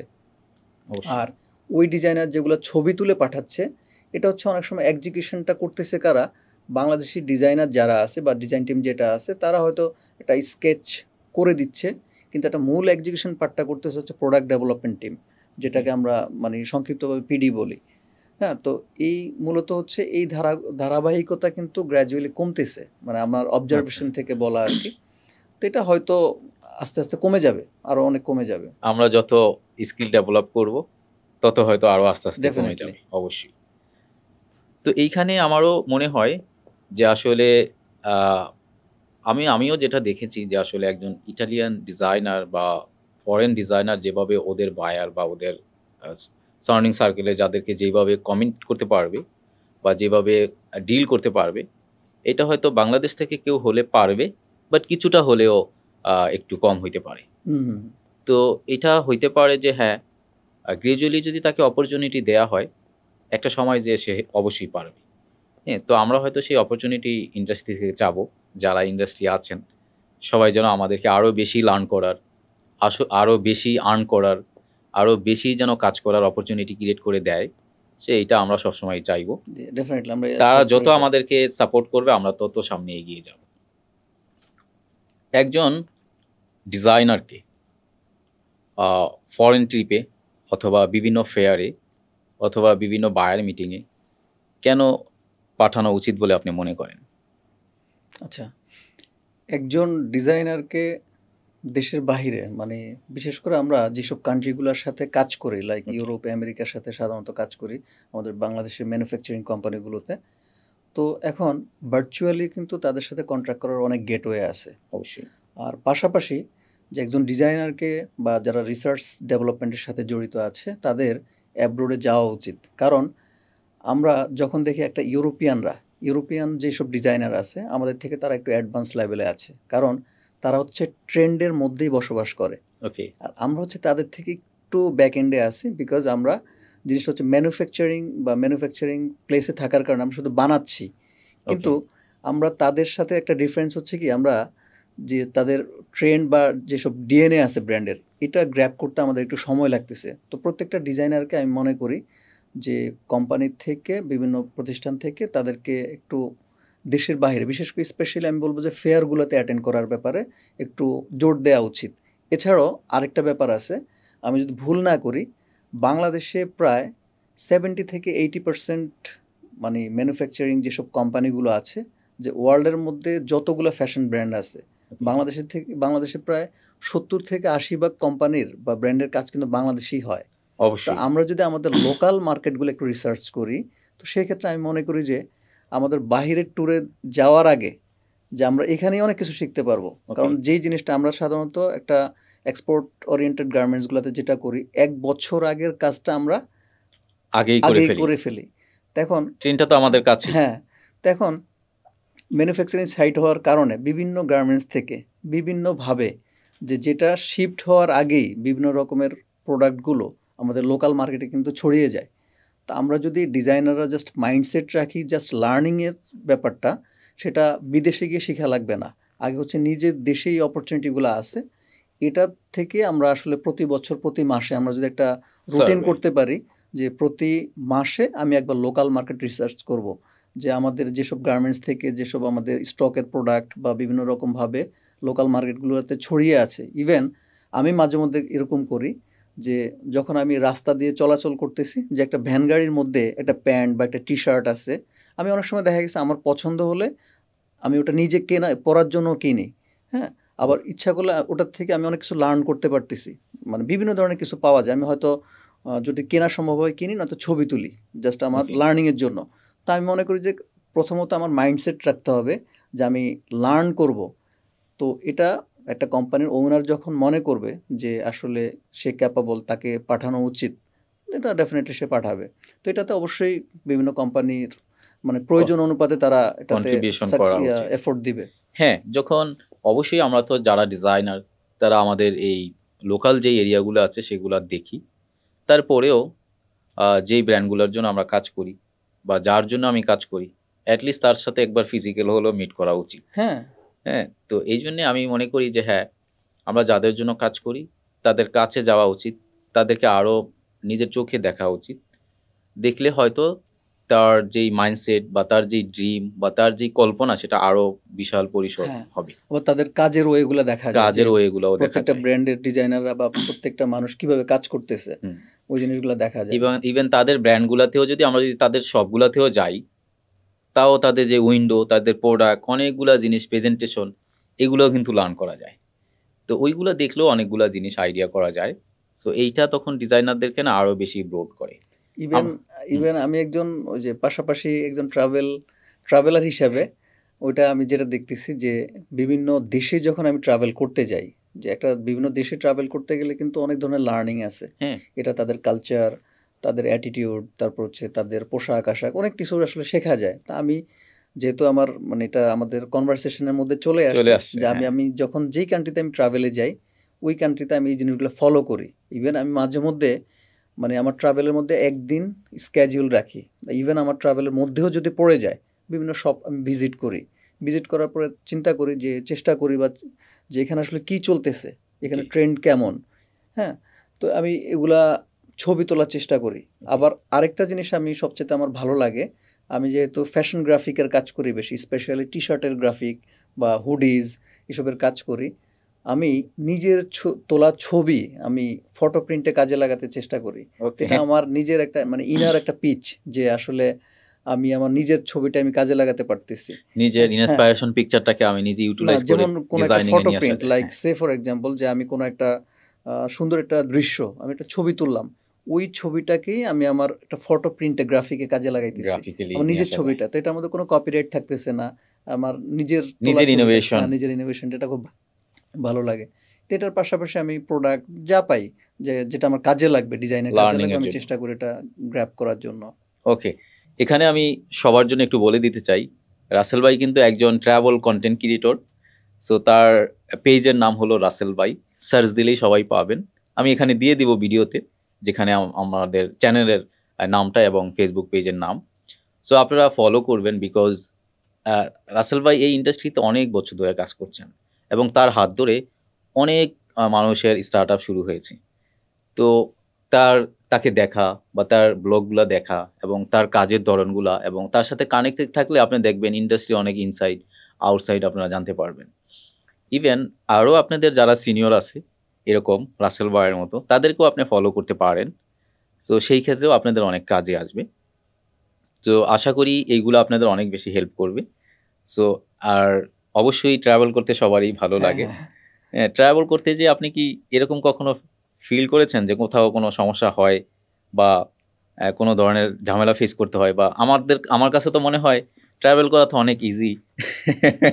না, তবে আমি জাস্ট এই প্রশ্নের সাথে একটু অ্যালাইন করি। প্রত্যেকটা ডিজাইনারের, স্পেশালি যারা ক্রিয়েটিভ সেক্টরের মধ্যে জবে আছি বা পার্সোনালি কাজ করতেছি, রিফ্রেশমেন্টের জন্য প্রত্যেকটা মানুষের ঘোরা উচিত, ট্রাভেল করা উচিত। এখন ট্রাভেল বলতেই দেশের বাইরে বিমান দিয়ে ট্রাভেল করাটাকে আমি বুঝাচ্ছি না। ট্রাভেল হচ্ছে আপনার সামর্থ্যের মধ্যে ট্রাভেল করা উচিত, এবং এটা যদি প্রতিদিনও করা যায়, আপনি আপনার বাসার থেকে বের হয়ে জাস্ট একটা সার্টেন ডিস্টেন্সে আপনি যান, এটা একটা নদীর পাড় হোক কিংবা একটা লেক হোক, জাস্ট ট্রাভেল করে আসেন, এটা দেখবেন যে একটা মানসিক একটা প্রশান্তি দেয়। তা আমি মনে করি যে আত্মার শান্তির জন্য প্রত্যেকটা কাজ করা মানুষের ট্রাভেল করা উচিত। হ্যাঁ, আবার ট্রাভেল করলে জাস্ট ক্রিয়েটিভিটি কিন্তু অনেক বেশি বৃদ্ধি পায় আমি মনে করি। হ্যাঁ, অবশ্যই। কারণ প্রত্যেকটা ডিজাইনার যখন আমরা ট্রাভেল করি, ট্রাভেল করার পর আমি স্পেশালি আমি যখন ট্রাভেল করি, আমি মনে হয় যে 1-2 মাসের জন্য একটা এনার্জি নিয়ে আসি। হ্যাঁ, আর অবশ্যই। ট্রাভেল করতে গেলে আসলে অনেক ধরনের প্রতিবন্ধকতা হয়। যেহেতু ট্রাভেল কন্টেন্ট ক্রিয়েশনে যারা যুক্ত আছি আমরা, তারা জানে যে একটা ট্রাভেল করার সময় ওই কান্ট্রি সম্পর্কে একটু রিসার্চ করতে হয়। ইভেন অনেক সময় আমি আমার ব্যস্ততার কারণে রিসার্চ করতে পারি না। তা আমি যখন মানে ট্রাভেল রানিং থাকে, তখন আমি গুগলের মাধ্যমে বা বিভিন্ন মাধ্যমে কিংবা আমার ট্রাভেল পার্টনারের থেকে ইনফরমেশন নিয়ে আমি প্রত্যেকটা পয়েন্টে শ্যুট করার আগে আমি এটা স্ক্রিপ্ট দেখে নিচ্ছি বা ইনফরমেশন দেখে নিচ্ছি, পরে এটা বলতেছি, যেটা একদমই সম্ভব হচ্ছে না, সেটা আমি হয়তো পরবর্তীতে এডিটিংয়ের সময় ভয়েস ওভার দিয়ে কাজ করতেছি। আর ট্রাভেলের ক্ষেত্রে আসলে বিভিন্ন কান্ট্রিতে বিভিন্ন ধরনের রেস্ট্রিকশন রুলস থাকে, তা আমরা দেখা গেছে অনেক ধরনের বিভিন্ন গ্যাজেটগুলো যে নিয়ে যাচ্ছি, এয়ারপোর্টে অনেক ধরনের প্রতিবন্ধকতা থাকে। এরকম বিভিন্ন কান্ট্রিতে আমি বিভিন্ন ধরনের প্রবলেমের মধ্যে মানে পড়েছিলাম। সেটা আমি মনে করি আমার একটা স্কিল বা এক্সপিরিয়েন্স হিসেবে কাজ করেছে। তো এটা আপনারাও বিভিন্ন জায়গায় গেলে হ্যাঁ, এটা একটা অবশ্যই। প্রতিবন্ধকতা পাবেন। ট্রাভেল আসলে বলতে গেলে এক কথা ইজি না। আর একজন ট্রাভেল কন্টেন্ট ক্রিয়েটর হিসাবে আমি যখন ট্রাভেল রানিং থাকে আমি কিন্তু ট্রাভেলটা এনজয় করতে পারি না। ও, আমি আমার জায়গায় যেটা এনজয় করি, আমি ট্রাভেল যখন রানিং থাকে তখন হচ্ছে 50% এনজয় করি। আচ্ছা, আর ট্রাভেল ব্লগটা যখন আমি মেক করি, কারণ এডিটিংটা। প্রত্যেকটা হ্যাঁ এডিট করার সময় হচ্ছে প্রত্যেকটা সিকোয়েন্স একটু একটু করে দেখতে হয়, তারপরে স্প্লিট করতে হয়, কাটতে হয়, জোড়া লাগাতে হয়, মিউজিক দিতে হয়। কমপ্লিট যখন ব্লগটা আমার হয়ে যায় তখন আমি ব্লগটা নিজে দেখি। ওকে, দেখার পরে আমি মনে হয় যে আমি ওই জায়গায় তখন রানিংয়ে আছি। তখন মানে আপনি হ্যাঁ ফিল করেন যে হ্যাঁ আমি এখন ট্রাভেল করতেছি। রাইট রাইট, তখন হচ্ছে আমার 100% কমপ্লিট হয়ে যায় ট্যুরটা, আচ্ছা, কারণ আমি কোনো ট্রাভেলে আমি এটা 100% স্যাটিসফ্যাকশন পাই না, ওকে, এটা আসার পরে পাই। ওকে। সো এখানে এডিটিং, তারপরে মিউজিক্যাল যেই বিষয়গুলো আছে, সো সব তো আপনি নিজে করেন। নিজে নিজেই করি, হ্যাঁ। এটা একটা ব্যাপার যে আসলে একজন ডিজাইনার, তার পাশাপাশি ট্রাভেল কন্টেন্ট ক্রিয়েটর, তার পাশাপাশি আবার এডিটিং এর যে ব্যাপারগুলো আছে নিজে করা। ও মাই গড। তো এইটা হয় আসলে। শুরুতে যখন আমিও পড়ানির প্ল্যাটফর্মে যখন ফার্স্ট ভিডিও বানাই, সো আমার মনে আছে যে আমি নিজেই নিজের ভিডিও দেখতে ভালো লাগছিল না।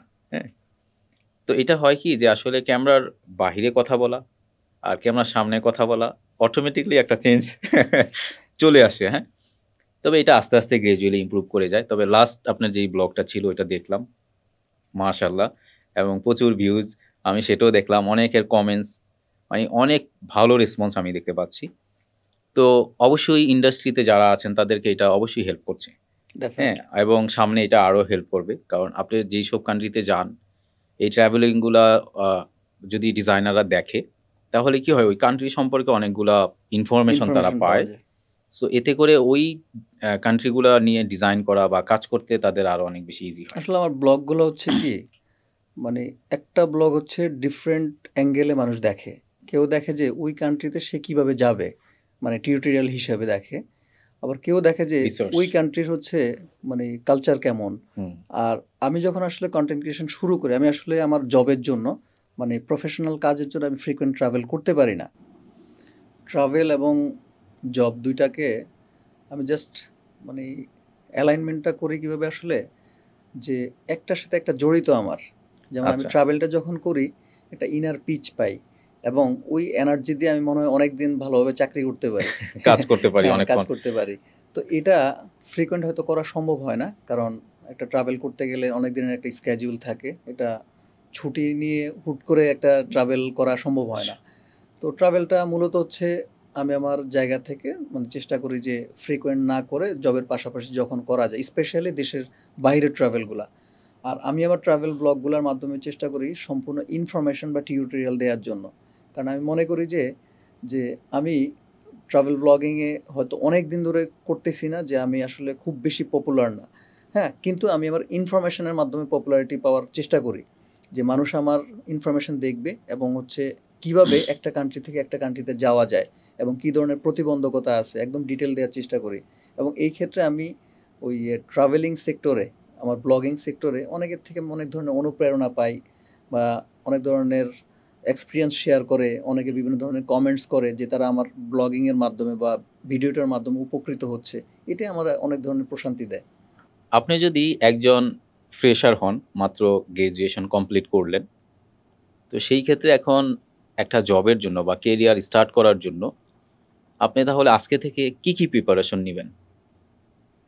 আমি যদি মানে একজন ফ্রেশার হই, বা আমি ধরলাম আমি একজন মাত্র ইউনিভার্সিটি গ্র্যাজুয়েট, এখন আমার গ্র্যাজুয়েশন কমপ্লিট করার পরে ফার্স্ট টার্গেট থাকবে কিন্তু একটা চাকরি। তো এই অবশ্যই। চাকরি পাওয়ার জন্য আমি দেখব যে মানে এখন যে ট্রেন্ড চলতেছে, ট্রেন্ড বলতে একটা চাকরি পাওয়ার জন্য আসলে কি কি ট্রেন্ড আছে, আচ্ছা, তো ওইসব জিনিসগুলোতে ফোকাস দেব। স্পেশালি আমি আমার একটা মাইন্ডসেট করতে হবে যে আমি কোন সেক্টরে জব করব। যদি ফ্যাশন ডিজাইনার হই তাহলে ফ্যাশন ডিজাইনার হিসেবে জব পাওয়ার জন্য কোন কোন প্রতিষ্ঠান আছে, সেই প্রতিষ্ঠানের রিকোয়ারমেন্ট কী, এবং ওই রিকোয়ারমেন্ট অনুযায়ী আমার স্কিলগুলো ডেভেলপ করা আছে কি না। হ্যাঁ, ইভেন আরেকটা গেটওয়ে হচ্ছে ভালো করে একটা সিভি তৈরি করা, তারপর হচ্ছে আমার কমিউনিকেশনে কোনো প্রবলেম আছে কি না। তো ওভারঅল আমি যেটা 360-তে যদি চিন্তা করি, আমার সারাউন্ডিংসের লোকরা কি করতেছে বা সিমিলার ট্র্যাকের লোকরা কি করতেছে, তাদের সাথে কমিউনিকেশন বাড়ানো, এটা আমার প্রথমত শুরু হতে পারে। আমি যদি আমার ইউনিভার্সিটির কথা ধরি, আমার ইমিডিয়েট সিনিয়ররা কি করতেছে বা আমার অনেক সিনিয়ররা কি করতেছে, বা এই সেক্টরের আমাদের যে অন্যান্য ইউনিভার্সিটিগুলো আছে বা তারা কি করতেছে। তারপরে দেশের বাহিরেও আমরা চিন্তা করতে পারি যে এই সেক্টর থেকে বের হয়ে আসলে কোন জায়গায় জব করা যায়, এবং ওই জবগুলো করতে হলে আমাকে কি কি স্কিল ডেভেলপ করতে হবে। ওই ঘুরে ফিরে জাস্ট স্কিল ডেভেলপের কথাটাই বারবার আসতেছে। তো এটাই আসলে ইম্পর্টেন্ট। স্কিল ডেভেলপ করা ছাড়া আসলে যে কোনো চাকরি পাওয়াটা খুব দুঃসহ ব্যাপার হবে আমি মনে করি। তো ওকে এটাতে ফোকাস দিব আমি সর্বপ্রথম। ওকে সো এই জন্যেই স্কিল যেহেতু আসলে মেইন, সো আমরা যেটা ইউজুয়ালি যেটা হয়, আমি যদি আমার নিজের কাছে অনেক সিভি থাকে, আমি নিজেও যখন ইন্টারভিউগুলো নেই, তখন আমি সবার আগেই দেখি যে সে ডিজাইনার, মার্চেন্ডাইজার, প্রোডাক্ট ডেভেলপার, সে আমাদের টিমে এসে মানে বেটার কন্ট্রিবিউশন দিতে পারবে কিনা, ওই কন্ট্রিবিউশন দিতে গেলে তার ওই স্কিলগুলো আছে কিনা। লাইক আমি অনেস্টলি যেহেতু আমার একটা প্ল্যাটফর্ম আছে এই জন্যেই না, তারপরেও আমি একটা কোম্পানিতে যখন একজন লোক বা একজন ক্যান্ডিডেট আমি টিমে নিব, টিমের কন্ট্রিবিউশনের জন্য সবার আগেই দরকার হয় ডিজাইন টিমে তার ফটোশপ আর ইলাস্ট্রেটর। বিকজ হয়তো ট্রেন রিসার্চটা আমরা সিনিয়ররা দিচ্ছি অথবা বায়ার অথবা কেউ দিচ্ছে, কিন্তু ওইটা এক্সিকিউশন করার জন্য যে একটা টেক প্যাক রেডি করা, প্রিন্টের আর্টওয়ার্ক রেডি করা, এই জিনিসগুলো ফার্স্টেই কিন্তু একজন যারা একদম স্টার্ট আপ আসে মানে এই অ্যাসাইনমেন্টগুলোই ওরা পায়, যে হ্যাঁ তোমাকে একটা ইন্সপায়ারেশন দিলাম, তুমি এরকম কিছু ডিজাইন করো, অথবা এই গাইডলাইন দিলাম মুডবোর্ড, তুমি এটা থেকে ডিজাইন করো। তাহলে তার ফার্স্ট কাজটাই কিন্তু হয়ে যাচ্ছে মানে ডিজাইন এই টুলস রিলেটেড। যে টুলসটা দিয়ে ও যত টুলসটা ভালো জানবে ফটোশপ আর ইলাস্ট্রেটর, তত কিন্তু সে টুডি তত বেশি ভিজুয়ালি জিনিস করতে পারবে। তো এই জন্যেই আমরা সবসময় আমি একটু ওইটাই দেখি যে ওর কি ইলাস্ট্রেটরে ও কতটুকু ভালো পারে, ফটোশপে কতটুকু ভালো পারে। সে ডিজাইনার, ওকে ফাইন, সে অনেকগুলা জিনিস আছে, পোর্টফোলিও ভালো, আসলেই সে কাজটা ভালো পারে কিনা। এর পাশাপাশি এখন তো আবার 3D চলে আসছে, ওইটাও এখন একটু দেখি যে না সে পারে কিনা। সো আমি হয়তো মনে করতাম আমি মনে হয় এটাতে ইনভলভ বেশি, তাই আমি দেখি।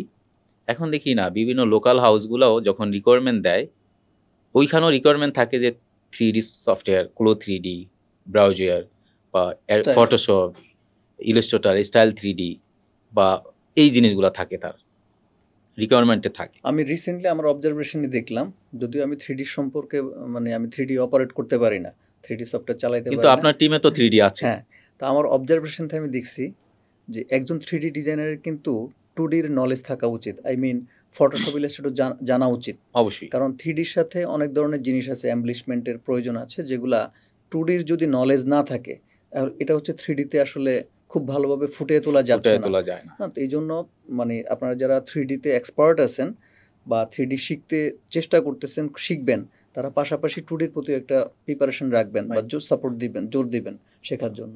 মানে ফটোশপ ইলাস্ট্রেটরটা জানলে মানে ডিজাইনটা কমপ্লিট করতে 3Dতে ফটোশপ ইলাস্ট্রেটরের অনেক সময় প্রয়োজন হয়, হ্যাঁ, গ্রাফিক্যালি কিছু কাজ করে নিয়ে সেখানে অ্যাড করার জন্য। তো ফ্যাশন ডিজাইনারদেরকে আসলে 3D জানা দরকার আছে। এটা আসলে ডিপেন্ড করে যার যার ক্যারিয়ার অ্যাসপেক্ট থেকে। কেউ যদি মনে করে যে আমার ক্যারিয়ারটা আমি মানে প্রযুক্তির সাথে অ্যালাইন হয়ে, মানে এখন যেটা রানিং ট্রেন্ড চলতেছে সেটার সাথে অ্যালাইন হয়ে আমি আগাবো, তাহলে সেই ক্ষেত্রে এটা তাদের একান্তই নিজস্ব চয়েস। তবে ক্যারিয়ার নির্বাচন করার আগে সবসময় যেটা গ্র্যাজুয়েট মানে স্টুডেন্টরা যেটা করে বা যারা রিসেন্টলি ফ্রেশার আছে স্পেশালি, তারা যেটা করে, তারা আর্নিংয়ের প্রতি ফোকাস দেয় বেশি।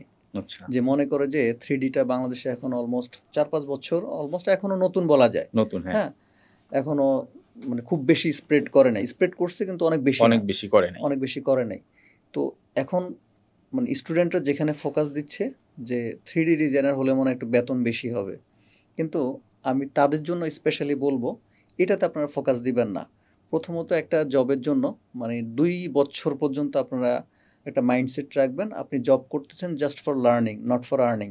হ্যাঁ, কারণ লার্নিংটা যখন আপনি ফোকাস দিবেন, আপনি তখন স্কিল ডেভেলপ করতে পারবেন এবং স্কিলটা আপনার গ্র্যাজুয়ালি হবে, এবং এই স্কিল দিয়ে আপনি সারা জীবন যদি জব করেন, জব করেও খেতে পারবেন, প্লাস হচ্ছে যে নিজে কোনো উদ্যোক্তা হন, সেক্ষেত্রে উদ্যোক্তা হয়ে কাজ করতে পারবেন, করতে পারবেন অ্যাজ লাইক পরাণের মতো। না, এটা অনেক ভালো কথা বলছেন, যে আমরা অনেকেই মনে করি যে হ্যাঁ আসলেই কিন্তু এখন 3Dর অনেক ডিমান্ড, একজন 3D ডিজাইনারের মানে স্টার্ট আপটাই অনেক হাই জায়গা থেকে হয়। তো সে হয়তো ঠিক আছে, এটাও একটা তার লজিক যে হ্যাঁ আমি এরকম একটা টুল শিখি যেটা আমাকে বেশি আর্নিং দিবে। তবে আর্নিং এর প্রতি বেশি ফোকাস না দিয়ে লার্নিং এর প্রতি যদি সে ফোকাসটা দেয়, তখন তার আর্নিংটা এবং লার্নিংটা সাস্টেনেবল হবে। হ্যাঁ, এবং এটা হচ্ছে ইন্ডাস্ট্রিয়াল লার্নিংটা ফোকাস দেওয়া উচিত। এখন কেউ যদি তার স্টার্টিং জবটা কোনো একটা বাইং হাউসে হয়, তাহলে তার কিন্তু সে 3D ডিজাইনার হতে পারে, 2D হতে পারে। এখন বাইং হাউস কিন্তু আসলে একটা মিডল অবস্থা, এখন মানে ব্রিজ। হ্যাঁ, এখন ম্যানুফ্যাকচারিং সাইটে আসলে কি হচ্ছে, যে একটা আমি যদি প্র্যাকটিক্যাল জিনিস কিভাবে হচ্ছে, হ্যাঁ, আমি একটা ওভেন কোন একটা ফ্যাব্রিককে যদি নিট বলেও চালিয়ে দিতে পারি একটা বাইং হাউসে, এখন যতক্ষণ না পর্যন্ত আমি ম্যানুফ্যাকচারিং সাইটে বা একটা ফিল্ডের থেকে না শিখবো। তো এই জন্য আসলে মানে চেষ্টা করা উচিত যে আসলে ফ্যাক্টরি লেভেলে কাজ করার স্টার্টিংটা থাকা উচিত। তার মানে আমরা বুঝতে পারছি যে প্রত্যেকেরই হলো ক্যারিয়ারের স্টার্টআপটা যেন ফ্যাক্টরিতে হয় এবং তার হার্ডওয়ার্কটা যেন লার্নিং এর জন্য হয়। রাইট। আর পাশাপাশি আমরা যেটা বুঝলাম আজকে, যে আমাদের ইন্ডাস্ট্রিতে আসার জন্য স্কিল ডেভেলপমেন্ট করা উচিত, এবং স্কিলের পাশাপাশি যেন আমরা আর্নিং এর প্রতি বেশি ফোকাস না দিই একটা সার্টেন টাইম পর্যন্ত। তারপরে যদি আমরা লার্নিংটাকে প্রায়োরিটি দেই এবং এটা যদি ভালোভাবে করি, তাহলে এটা আমাদের লং টাইম এটা আমাদেরকে আর্নিং দিবে। আর যারাই আমরা ডিসিশন নেই, তারা যেন অবশ্যই একটু এটার প্রতি ফোকাস হই এবং চিন্তাভাবনা করে যেন ডিসিশন নেই, যেন আসলে আমরা কেরিয়ারটা কোন দিকে নিতে চাচ্ছি এবং কি জিনিস করলে, কি জিনিস শিখলে আমাদের সাস্টেনেবল কেরিয়ার আসবে। রাইট। সো কথা বলতে বলতে আমরা একদম শেষের দিকে চলে আসছি। আর একদম শেষ কোশ্চেন আমি করব, যে পড়ানের যেই আমরা যেই জিনিসগুলো লার্ন করাই, যেই জিনিসগুলো শিখাই, সো আপনার কাছে কি মনে হয় আমরা কি ইন্ডাস্ট্রির যে এই ইমপ্রুভমেন্টের পিছনে কি আমরা কন্ট্রিবিউশন করতে পারছি কিনা? ডেফিনেটলি। আমি সোশ্যাল মিডিয়া বা ইউটিউব বিভিন্ন প্ল্যাটফর্মের মাধ্যমে আমি পড়ানের অনেকগুলো সাকসেস স্টোরি দেখতেছি। ইভেন আমার সৌভাগ্য হয়েছিল এর আগেও পড়ানের একটা স্টুডেন্টদের মিট আপে পার্টিসিপেট করার। তো যদি এখানে সাকসেস কোনো হিস্টোরি বা কিছু না থাকতো, তাহলে হয়তো এত স্টুডেন্টদের একটা সমাগম হতো না। হ্যাঁ, অনেক স্টুডেন্ট ছিল। আর ইভেন আমি এটাও বলতে পারি যে পড়ানের যে কর্ণধার হিসেবে তুমি কিন্তু নিজেও কিন্তু আরএমজি সেক্টরের সাথে ইনভলভ আছো।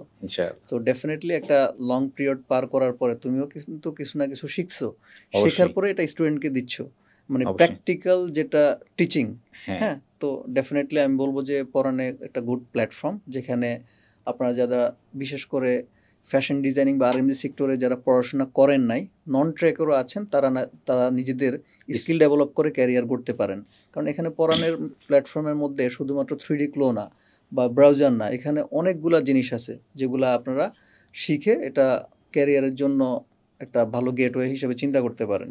হ্যাঁ, আমরা এরকম অনেক দেখেছি যে যারা আসলেই ফ্যাশন ব্যাকগ্রাউন্ডের না, আমাদের এখানেই বেশিরভাগ যারা ফ্যাশন আছেন তারা তো আসেন, এর বাইরেও যারা একদম জেনারেল লাইনের, কেউ হয়তো অন্য বিষয় নিয়ে পড়াশোনা করেছেন, সো এরকম স্টুডেন্টরাও অনেক সময় আসে। আবার আমি এরকম অনেক সাকসেস স্টোরিও দেখলাম, যারা অন্য একটা ব্যাকগ্রাউন্ড থেকে এসে জাস্ট 3D শিখে বা ফটোশপ ইলাস্ট্রেটর শিখে অথবা প্যাটার্ন মেকিংয়ের কোর্স শিখে তারা ইন্ডাস্ট্রিতে একটা ভালো কেরিয়ারের অবস্থানে আছে। আসলে আমরা যেটা ধরতে পারি, এই আমাদের যেই কোর্সগুলো এটা একদমই টেকনিক্যাল। তবে হ্যাঁ, ইন্ডাস্ট্রির একটা রিকোয়ারমেন্ট থাকে টেকনিক্যাল কাজের ক্ষেত্রে, দেখা যায় কি যে ওদের একটা এডুকেশনাল ব্যাপার থাকে। যদি কেউ ফ্যাশন ডিজাইনার হতে যায়, তাহলে তার অবশ্যই একটা ফ্যাশন বিষয়ে পড়াশোনা থাকা প্রয়োজন। তো এটা যার আছে, দ্যাটস গুড, বাট পাশাপাশি যে স্কিলটা তার দরকার ফটোশপ ইলাস্ট্রেটর, এটার জন্য কিন্তু সে এই স্কিলটা শিখে নিলে তার দুইটার সাথে অ্যালাইন হয়ে সে কিন্তু একটা বেটার একটা বেটার আউটপুট নিতে পারে ইন্ডাস্ট্রি থেকে। আর এর বাহিরের যেই সার্কুলারগুলো থাকে রিলেভেন্ট ফিল্ড দেয়, বা আমাদের যেই কাজগুলো like pattern making, Photoshop Illustrator, তারপরে আরও যেইগুলো আছে 3D ডিজাইন, এটা তো একটা টেকনিক্যাল কাজ।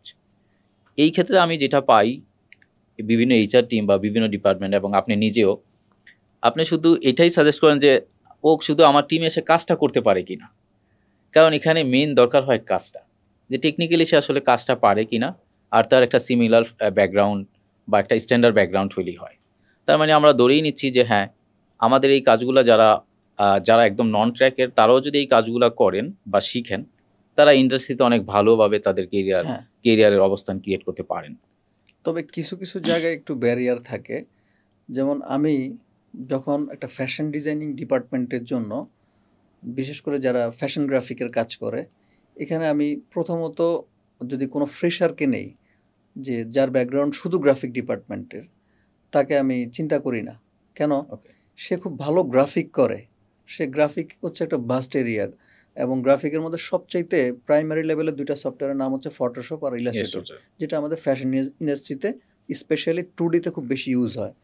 এখন ওই ফ্রেশার গ্রাফিক ডিজাইনারকে যদি আমি হায়ার করি, তাকে আমার আবার অনার্স করাতে হবে 4 বছর, কারণ সে মানে একদম খুব টেকনিক্যাল, সিম্পল টেকনিক্যাল বিষয়গুলো সে কিন্তু জানবে না। ওকে, ধরেন কোনটা বাটন, কোনটা কোনটার কি, আর্ম হোল, কোনটা কোনটা কলার, এগুলো এগুলো তো যদিও বেসিক, এছাড়াও আরও কিছু কিছু টেকনিক্যাল টার্ম আছে যেটা একজন ফ্যাশন ডিজাইনার তার প্রাতিষ্ঠানিক শিক্ষা থেকে 4 বছরে এটা পায়। পায়।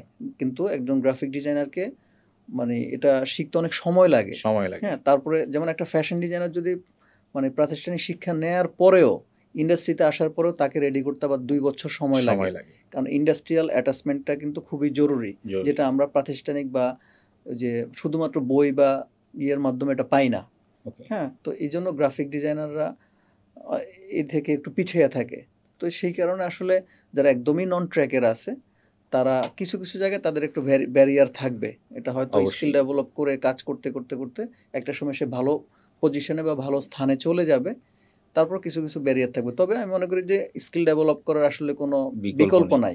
ওকে, এখানে আমি আর একটা কোশ্চেন করতে চাই, যে এখন পড়ানোর যে প্ল্যাটফর্ম, আমরা তো একদমই গার্মেন্টস টেক্সটাইল ইন্ডাস্ট্রির মানুষ, আমাদের যে কোর্স কারিকুলাম এটার ভিতরে কিন্তু আমরা এই ফ্যাশন রিলেটেড জিনিসগুলাই শিখাই। আচ্ছা, সেই ক্ষেত্রে দেখা যায় কি, যে সে ফ্যাশনের অনেকগুলো জিনিস অটোমেটিকলি শিখতে শিখতে শিখে যায়, এবং ফ্যাশনের জন্যই তাকে প্রিপারেশন করাই, যেন সে একটা ডিজাইন টিমে যেন একটা ডিজাইনার যেই ধরনের ইন্সপায়ারেশন দেয়, ফ্যাশন যেই স্টুডিওগুলো আছে সেখানে যেভাবে কাজ হয়, যেহেতু আমি নিজেও এই ট্র্যাকের, সো আমি একটু ওইটার ভিতর বেশি জোর দিই। তো সেই ক্ষেত্রে আপনি রিকমেন্ড করবেন কিনা যে হ্যাঁ, পড়ানোর প্ল্যাটফর্ম থেকে যদি কেউ আসে, আমি এটা অবশ্যই কনসিডার করব? হ্যাঁ, ডেফিনেটলি। এটা হচ্ছে আসলে মানে আমার প্রয়োজনীয়তার উপরে ডিপেন্ড করবে। কারণ হচ্ছে এখন আমি দেখলাম যে একজন সে নন ট্র্যাকের, কিন্তু তার ভালো স্কিল আছে, আমার যেই জায়গাটায় প্রয়োজন সেটা আমাকে দিতে পারতেছে। হ্যাঁ, তখন আমি তাকে কনসিডার করতে পারবো। কিন্তু একদমই না হলে, হ্যাঁ হ্যাঁ, কিন্তু জেনারেল কমেন্টস হচ্ছে কি, দেখা গেছে অনেক সময় একটু ব্যারিয়ার হয়, যেমন আমাদের প্রয়োজনীয়তার সাথে হয়তো অ্যালাইনমেন্ট হয় না। কারণ হচ্ছে যারা নন ট্র্যাকের থাকে তাদের অনেক ধরনের গ্যাপ থাকে, কারণ একটা 4 বছরের কোর্স কারিকুলাম একজন শুধুমাত্র একটা সিম্পল কোর্স করেই কিন্তু কমপ্লিট করতে পারবে না, তাকে ওই ইন্ডাস্ট্রিতে গিয়ে আরও কিছু প্র্যাকটিক্যাল জিনিস নিতে হবে। যেমন অনেক সময় ইউনিভার্সিটিতে যেসব, যেমন ইংলিশে অনেক ধরনের লেকচার হয় বা বই টই বা যেসব শিট থাকে, সাবজেক্টগুলো ইংলিশে থাকে, অনেক সময় টিচাররা কিন্তু বলে আমি কিন্তু তোমাদেরকে ইংলিশ শেখাইতে আসি নাই, আমি তোমাদেরকে একটা গাইডলাইন দিতে আসছি এখানে।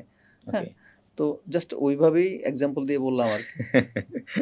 ওকে, সো হোপফুলি আমরা যারা এটা আমি নিজেও ফেস করেছি, যারা গ্রাফিক্যালি, তো আমরা ফ্যাশন গ্রাফিক্স করি, গ্রাফিক্সের তো দুইটা সফটওয়্যার, ফটোশপ, ইলাস্ট্রেটর, বাট এই দুইটা সফটওয়্যারকে কেউ মিডিয়ার জন্য ইউজ করে, কেউ হয়তো সোশ্যাল যেই ওয়ার্কগুলো আছে, লাইক বিভিন্ন কি বলে ব্র্যান্ডিংয়ের, ডিজাইনিংয়ের জন্য ইউজ করে। আবার এই সেম জিনিসই কিন্তু ফ্যাশন গ্রাফিক্সেও ইউজ হয়। ফ্যাশন গ্রাফিকের জন্য এটা আসলে মাদার সফটওয়্যার বলা যায়। হ্যাঁ, 2Dর জন্য, স্পেশালি 2Dর জন্য। তো বেসিক্যালি আমি নিজেও এটা পাই। আমি নিজেও একটা সময় কি করতাম, যে ফ্যাশন গ্রাফিক ডিজাইনার নিব, দেখা যায় যে প্রিন্টের কাজ করছে, এই ধরনের সিবি আসে। আবার অনেকে হয়তো ব্র্যান্ডিংয়ের জন্য কাজ করছে, এই ধরনের সিবি আসে। তো এই ধরনের ওরা হয়তো টুলস জানে, ওই কাজ জানে, বাট একজ্যাক্টলি ফ্যাশনের কাজটা যেভাবে হয় এইভাবে ওরা ইউজ টু না। তো এই জায়গাটায় কনফ্লিক্টটা হয়, কিন্তু তাদেরও চান্স আছে, যদি যেহেতু সে টুলস জানে, বাট কাজগুলা কিভাবে হয় সেগুলা যদি সে প্র্যাকটিক্যালি শিখে, এবং শিখে যদি সে ট্রাই করে, বা যদি ভালোভাবে সে শিখে, তাহলে তারও অপরচুনিটি থাকে হ্যাঁ কাজ করার। বিকজ আমি নিজেও অনেকগুলো জায়গায় দেখেছি যারা একদমই নন ট্র্যাকের দেন কোর্সগুলো করে গ্রাজুয়ালি ইন্ডাস্ট্রিতে এসে কাজ করতে করতে তারা এখন লিডিং পর্যায়ে কাজ করছেন। আসলে স্পেশালি এটা যেমন গ্রাফিকের যে সেক্টরটা, এটা ফ্যাশন গ্রাফিক হোক, শুধু গ্রাফিক হোক, গ্রাফিক হচ্ছে একটা ভাস্ট এরিয়া। গ্রাফিকের আসলে কাজের সেক্টরের অভাব নাই। কেউ যদি অবশ্যই শুধুমাত্র এই বেসিক এই কোর্সগুলা করে বা এই স্কিলটা থাকে, অনলাইনে অনেক ধরনের ফ্রিল্যান্সিং প্ল্যাটফর্ম আছে, অবশ্যই ওগুলোতেও আছে। কাজ করা যায়। তারপর হচ্ছে দেশি বিদেশি অনেক ধরনের কোম্পানি আছে যারা ফ্রিল্যান্সার খুঁজতেছে। হ্যাঁ, হ্যাঁ, তো ওইখানেও আসলে কাজ করার অপরচুনিটি আছে। এইখানে আমি একটু অ্যাড করতে চাই, আমরা যারা গার্মেন্টস টেক্সটাইল ফ্যাশন বিজনেসে আসলে আছি বা কাজ করছি, আমরা হয়তো সবসময় মনে করতাম আমাদের জন্য মনে হয় চাকরিটাই মেইন, বা এর বাইরে হয়তো আর্নিং এর কোনো সোর্স নাই। সো আলহামদুলিল্লাহ আমাদের যেই পড়ানের প্ল্যাটফর্ম আছে ওইখানে কিন্তু এই আরএমজি সেক্টর দিয়ে কিভাবে ফ্রিল্যান্সিং করা যায় এরকম একটা কোর্সের মডিউলই আছে। তাই হ্যাঁ, তো সেইটাতে হয় কি যে এক্স্যাক্টলি এইটা আবার কেউ দেখা যায় বাংলাদেশের ভিতরে মানে কয়েকজন আছেন যারা একদম টপ র্যাঙ্কের ফ্রিল্যান্সার বাংলাদেশ থেকে। আচ্ছা আচ্ছা আচ্ছা। তো সেই জায়গাটা হয়েছে কি যে ওরা কিন্তু এই জিনিসগুলো নিয়ে কাজ করে, কেউ 3D নিয়ে কাজ করে, সে কেউ ফ্যাশন গ্রাফিক্স নিয়ে কাজ করে। ইভেন তো আমাদের যিনি টিচার সে নিজেও ফ্রিল্যান্সিং করে। আচ্ছা আচ্ছা। ইভেন তো আমাদের যিনি আরও অনেক স্টুডেন্ট আছে তারা জবের পাশাপাশি ফ্রিল্যান্সিং শুরু করেছে এবং তারা সাকসেসফুলি করছে। তো এইটা কিন্তু এখন আমরা একটা সময় মনে করতাম যে আমি হয়তো কর্পোরেট জবই করব, এটাই হয়তো আমার কেরিয়ারের বাইরে নাই। কিন্তু আমাদের যেই কন্ট্রিবিউশন এটা তো ওয়ার্ল্ড ওয়াইড, ওয়ার্ল্ডের সমস্ত বড় বড় ব্র্যান্ডগুলো আমাদের থেকে হ্যাঁ, সব কিছু নিচ্ছে। ওদেরও ডিজাইনের প্রয়োজন আছে, ওদেরও প্যাটার্নের প্রয়োজন আছে, ওদেরও তারপরে আরও যেই বিষয়গুলো আছে টেকনিক্যাল শিটের প্রয়োজন আছে। তো ওরা তখন কি করে এই জিনিসগুলো ওদের কান্ট্রিতে করাইতে গেলে অনেক হিউজ টাকা বা অনেক অনেক ডলার যায়। ওরা কি করে আমাদেরকে খুঁজে সবসময় যে এইটা কাজ করার মতো এক্সপার্ট কে আছে। যেহেতু বাংলাদেশ একটা লিডিং পর্যায়ে আছে, যখন ওরা আমাদের ওই পোর্টফোলিওগুলো দেখে তখন আরও বেশি তাদের ফেজ চলে আসে যে হ্যাঁ এই কাজটা যেহেতু ওর কান্ট্রি যেহেতু গার্মেন্টস টেক্সটাইলে টপে আছে, ওর কান্ট্রির ডিজাইনাররা এই কাজটা আরও বেটার করতে পারে, তাই আমাদের থেকে ওরা আরও বেশি সাপোর্ট পায়। অনেক সময় দেখা গেছে ফ্রিল্যান্সিং থেকে যে একজন উদ্যোক্তা হয়ে যাচ্ছে, লাইক হচ্ছে তো কেউ একজন হচ্ছে জাস্ট ফ্যাশন গ্রাফিকের ফ্রিল্যান্সার হিসেবে কাজ করতেছে। তো একটা ক্লায়েন্টের সাথে অনেকদিন কাজ করতে করতে ওই ক্লায়েন্ট হচ্ছে যেই প্রোডাক্টটা নিয়ে কাজ করতেছে, আমি এক্সাম্পল হিসেবে টি শার্টের কথা ধরি, ওই ক্লায়েন্টে আবার খুঁজতেছে যে বাংলাদেশে কোথায় টি শার্ট মানে পাওয়া যায়। মেক করে, মানে প্রোডাকশন করে। হ্যাঁ, তখন দেখা গেছে এরকম অনেক দেখছি আমি এক্সাম্পল হিসেবে হয়।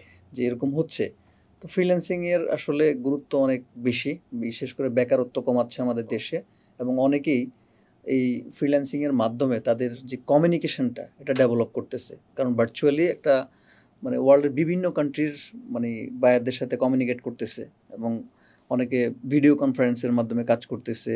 মানে এটা আমি মনে করি যে আমাদের বেকারত্বের পাশাপাশি দেশেরও অনেক বেশি হ্যাঁ ইকোনমিক্যালি অনেক এবং ডেভেলপ করতেছে। এটা তো অনেক বেশি হচ্ছে, কারণ এটা এতদিন কিভাবে ছিল যে ফ্রিল্যান্সিং মানে আমরা বুঝি যে হয়তো আমি একটা প্ল্যাটফর্মে গেলাম, ওখানে আমি কিছু কাজ পেয়ে যাব যেটা সাধারণ মানুষজন বুঝে।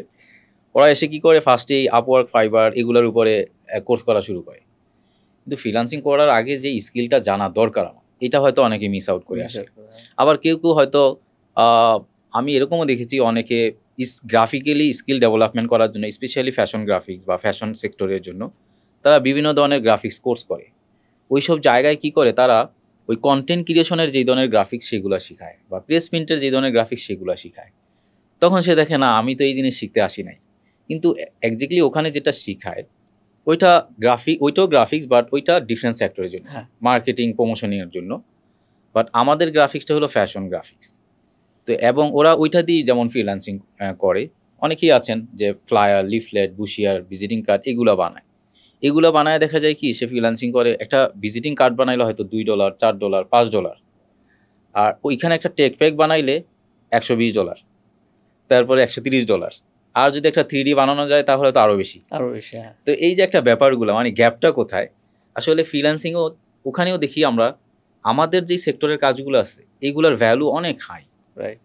ও যদি 2-4টা মাসে কাজ করে তাও কিন্তু একজন ফ্রেশার, একজন নতুন, ওর কিন্তু একটা ভালো আর্নিং চলে আসতেছে, মানে সারা মাসের আর্নিং চলে আসতেছে। আর ওইদিকে আরেকজন গ্রাফিক্স বা আরেকজন ফ্রিল্যান্সিং করে ডাটা এন্ট্রি, এই লিফলেট, ফ্লায়ার, বুশিয়ার এগুলি বানাচ্ছে, ক্লায়েন্টের কাজ অনেক বাট ভ্যালু অনেক কম। ভ্যালু কম। তো আমরা এখন এই ইনিশিয়েটিভটা নিচ্ছি আমাদের দেশে যারা ফ্যাশন গ্রাফিক্যালি যারা এই সেক্টরে কাজ করছেন, ফ্যাশন ডিজাইনার, তারপরে প্যাটার্ন মেকার, গ্রাফিক ডিজাইনার, তারপরে আরও এই টেকনিক্যাল কাজগুলো যারা জানেন, তারা আসলে যেন ফ্রিল্যান্সিংটা করতে পারেন, সেইটার মডিউল করেই কিন্তু আসলে আমাদের ফ্রিল্যান্সিং কোর্সটা। আচ্ছা আচ্ছা। তো আশা করি এইটাও আমাদের স্টুডেন্টদেরকে বা আমাদের ইন্ডাস্ট্রির যেই যারা আছেন, তারাও কিন্তু জবের পাশাপাশি তার স্কিলটাকে ইউটিলাইজ করতে পারে। ডেফিনেটলি। তো তাতে করে কি হবে, তার যখন আরেকটা আর্নিং সোর্স ক্রিয়েট হবে, অবশ্যই কেউ চাবে না, আমি এটাও অনেক জায়গায় ফেস করেছি, যারা জবের পাশাপাশি ফ্রিল্যান্সিং করতে চায় তাদের একটা ভয় থাকে যে আবার আরেকটা এক্সট্রা জিনিস করি, ম্যানেজমেন্ট কোম্পানি কি বলবে। আমি কিছুদিন আগে একটা ভিডিওতে ডিরেক্ট প্রমোট করছি যে আপনার আজ কেউ যদি আমার টিমে থাকে, আমার টিমমেটের যদি আমি যদি তাকে যেই কাজে অ্যাসাইন করলাম সেটা কমপ্লিট করার পর সে যদি অন্য কিছু করে বা সেটা যদি পার্সোনালি তার হুমে সে কী করবে সেটার রেসপন্সিবিলিটি বা সেটার লায়াবিলিটি আমাকে দিতে সে বাধ্য না।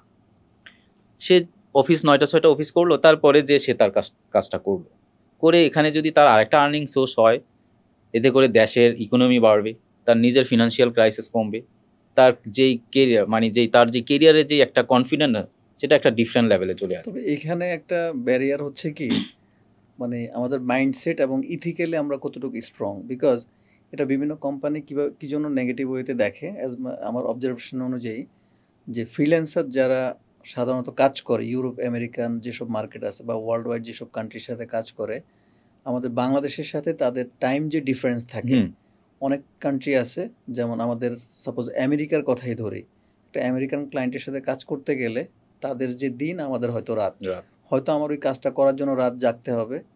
তো এই রাত জাগার কারণে আমার যে পরের দিন আমার অফিসে কাজ করার যে স্ট্যামিনাটা দরকার, সেটা আমি কিন্তু পাচ্ছি না প্রপারলি। আবার অনেক সময় দেখা গেছে এমন কোনো কান্ট্রির সাথে আমি কাজ করতেছি যেটা আমার তাদের সাথে কনভারসেশনটা হচ্ছে আমার অফিসিয়াল টাইমে পড়তেছে। এখন এই জিনিসটা আমি মনে করি যে ইথিক্যাল জায়গা থেকে এটা আমার অফিসিয়াল কাজের ক্ষেত্রে একটা হ্যাম্পার হচ্ছে। তবে কেউ যদি আসলে এই ফ্রিল্যান্সিংটা নিজের ক্যারিয়ার হিসেবে চিন্তা করেন, মানে একদম প্রাইমারি লেভেল থেকে, যে জবের পাশাপাশি যদি দেশীয় কোনো পাওয়া যায়, লাইক অনেক গার্মেন্টস ইন্ডাস্ট্রি আছে যাদের নিজস্ব কোনো ডিজাইন টিম নাই, কিন্তু তারা ডিজাইনার খুঁজতেছে, হ্যাঁ, এরকম টুকিটাকি কাজ করা যায়। কিন্তু ওই অফিসিয়ালি যদি অ্যানাউন্সমেন্ট করে আসলে এটা আমার মনে হয় সম্ভব না। আমরা এতক্ষণ অনেক ইনসাইট আপনার কাছ থেকে পেলাম, বড় ভাই হিসাবে হোক অথবা আমাদের স্পেশাল গেস্ট হিসাবে হোক, অনেক অ্যাডভাইস আমাদের করেছেন, এইটা অবশ্যই সবার কাজে আসবে। ডিয়ার ভিউয়ার্স, সো আমরা আসলে আজকের এই কনভারসেশন থেকে যেটা বুঝলাম, যে একজন ফ্যাশন ডিজাইনার, প্রোডাক্ট ডেভেলপার এবং মার্চেন্ডাইজার, তাদের কেরিয়ারের আরও ইমপ্রুভমেন্টের জন্য কোন কোন স্কিলগুলো শেখা উচিত এবং আগামীতে কোন কোন স্কিলগুলোর আরও ডিমান্ড হবে, এই জিনিসগুলো আমরা জানলাম। আর পাশাপাশি গার্মেন্টস, টেক্সটাইল এবং ফ্যাশন বিজনেসে যারা আসতে চান, কী কী জিনিস আপনার মাথায় রাখা উচিত, সেই জিনিসগুলো আমরা শিখলাম। এবং এর বাহিরেও যারা ফ্যাশন ইন্ডাস্ট্রিতে আসতে চান, কোথায় থেকে শুরু করবেন, স্কিল ডেভেলপমেন্ট থেকে শুরু করে কমিউনিকেশন, দেন ইন্ডাস্ট্রির সাথে নেটওয়ার্ক ক্রিয়েট করা, যেই বিষয়গুলো আমরা জানলাম, অবশ্যই এটা আপনাদের অনেকের কাজে আসবে। তো আশা করি এই পডকাস্ট থেকে আপনারা অনেক ভ্যালুয়েবল ইনসাইট পেয়েছেন। সো আমাদের সাথেই থাকবেন। আপনারা দেখছিলেন পরাণের পডকাস্ট। সো আজকের মতো আমরা বিদায় নিচ্ছি। আমি হোস্ট শাহ পরাণ, সিও পরাণ এ। আসসালামু আলাইকুম।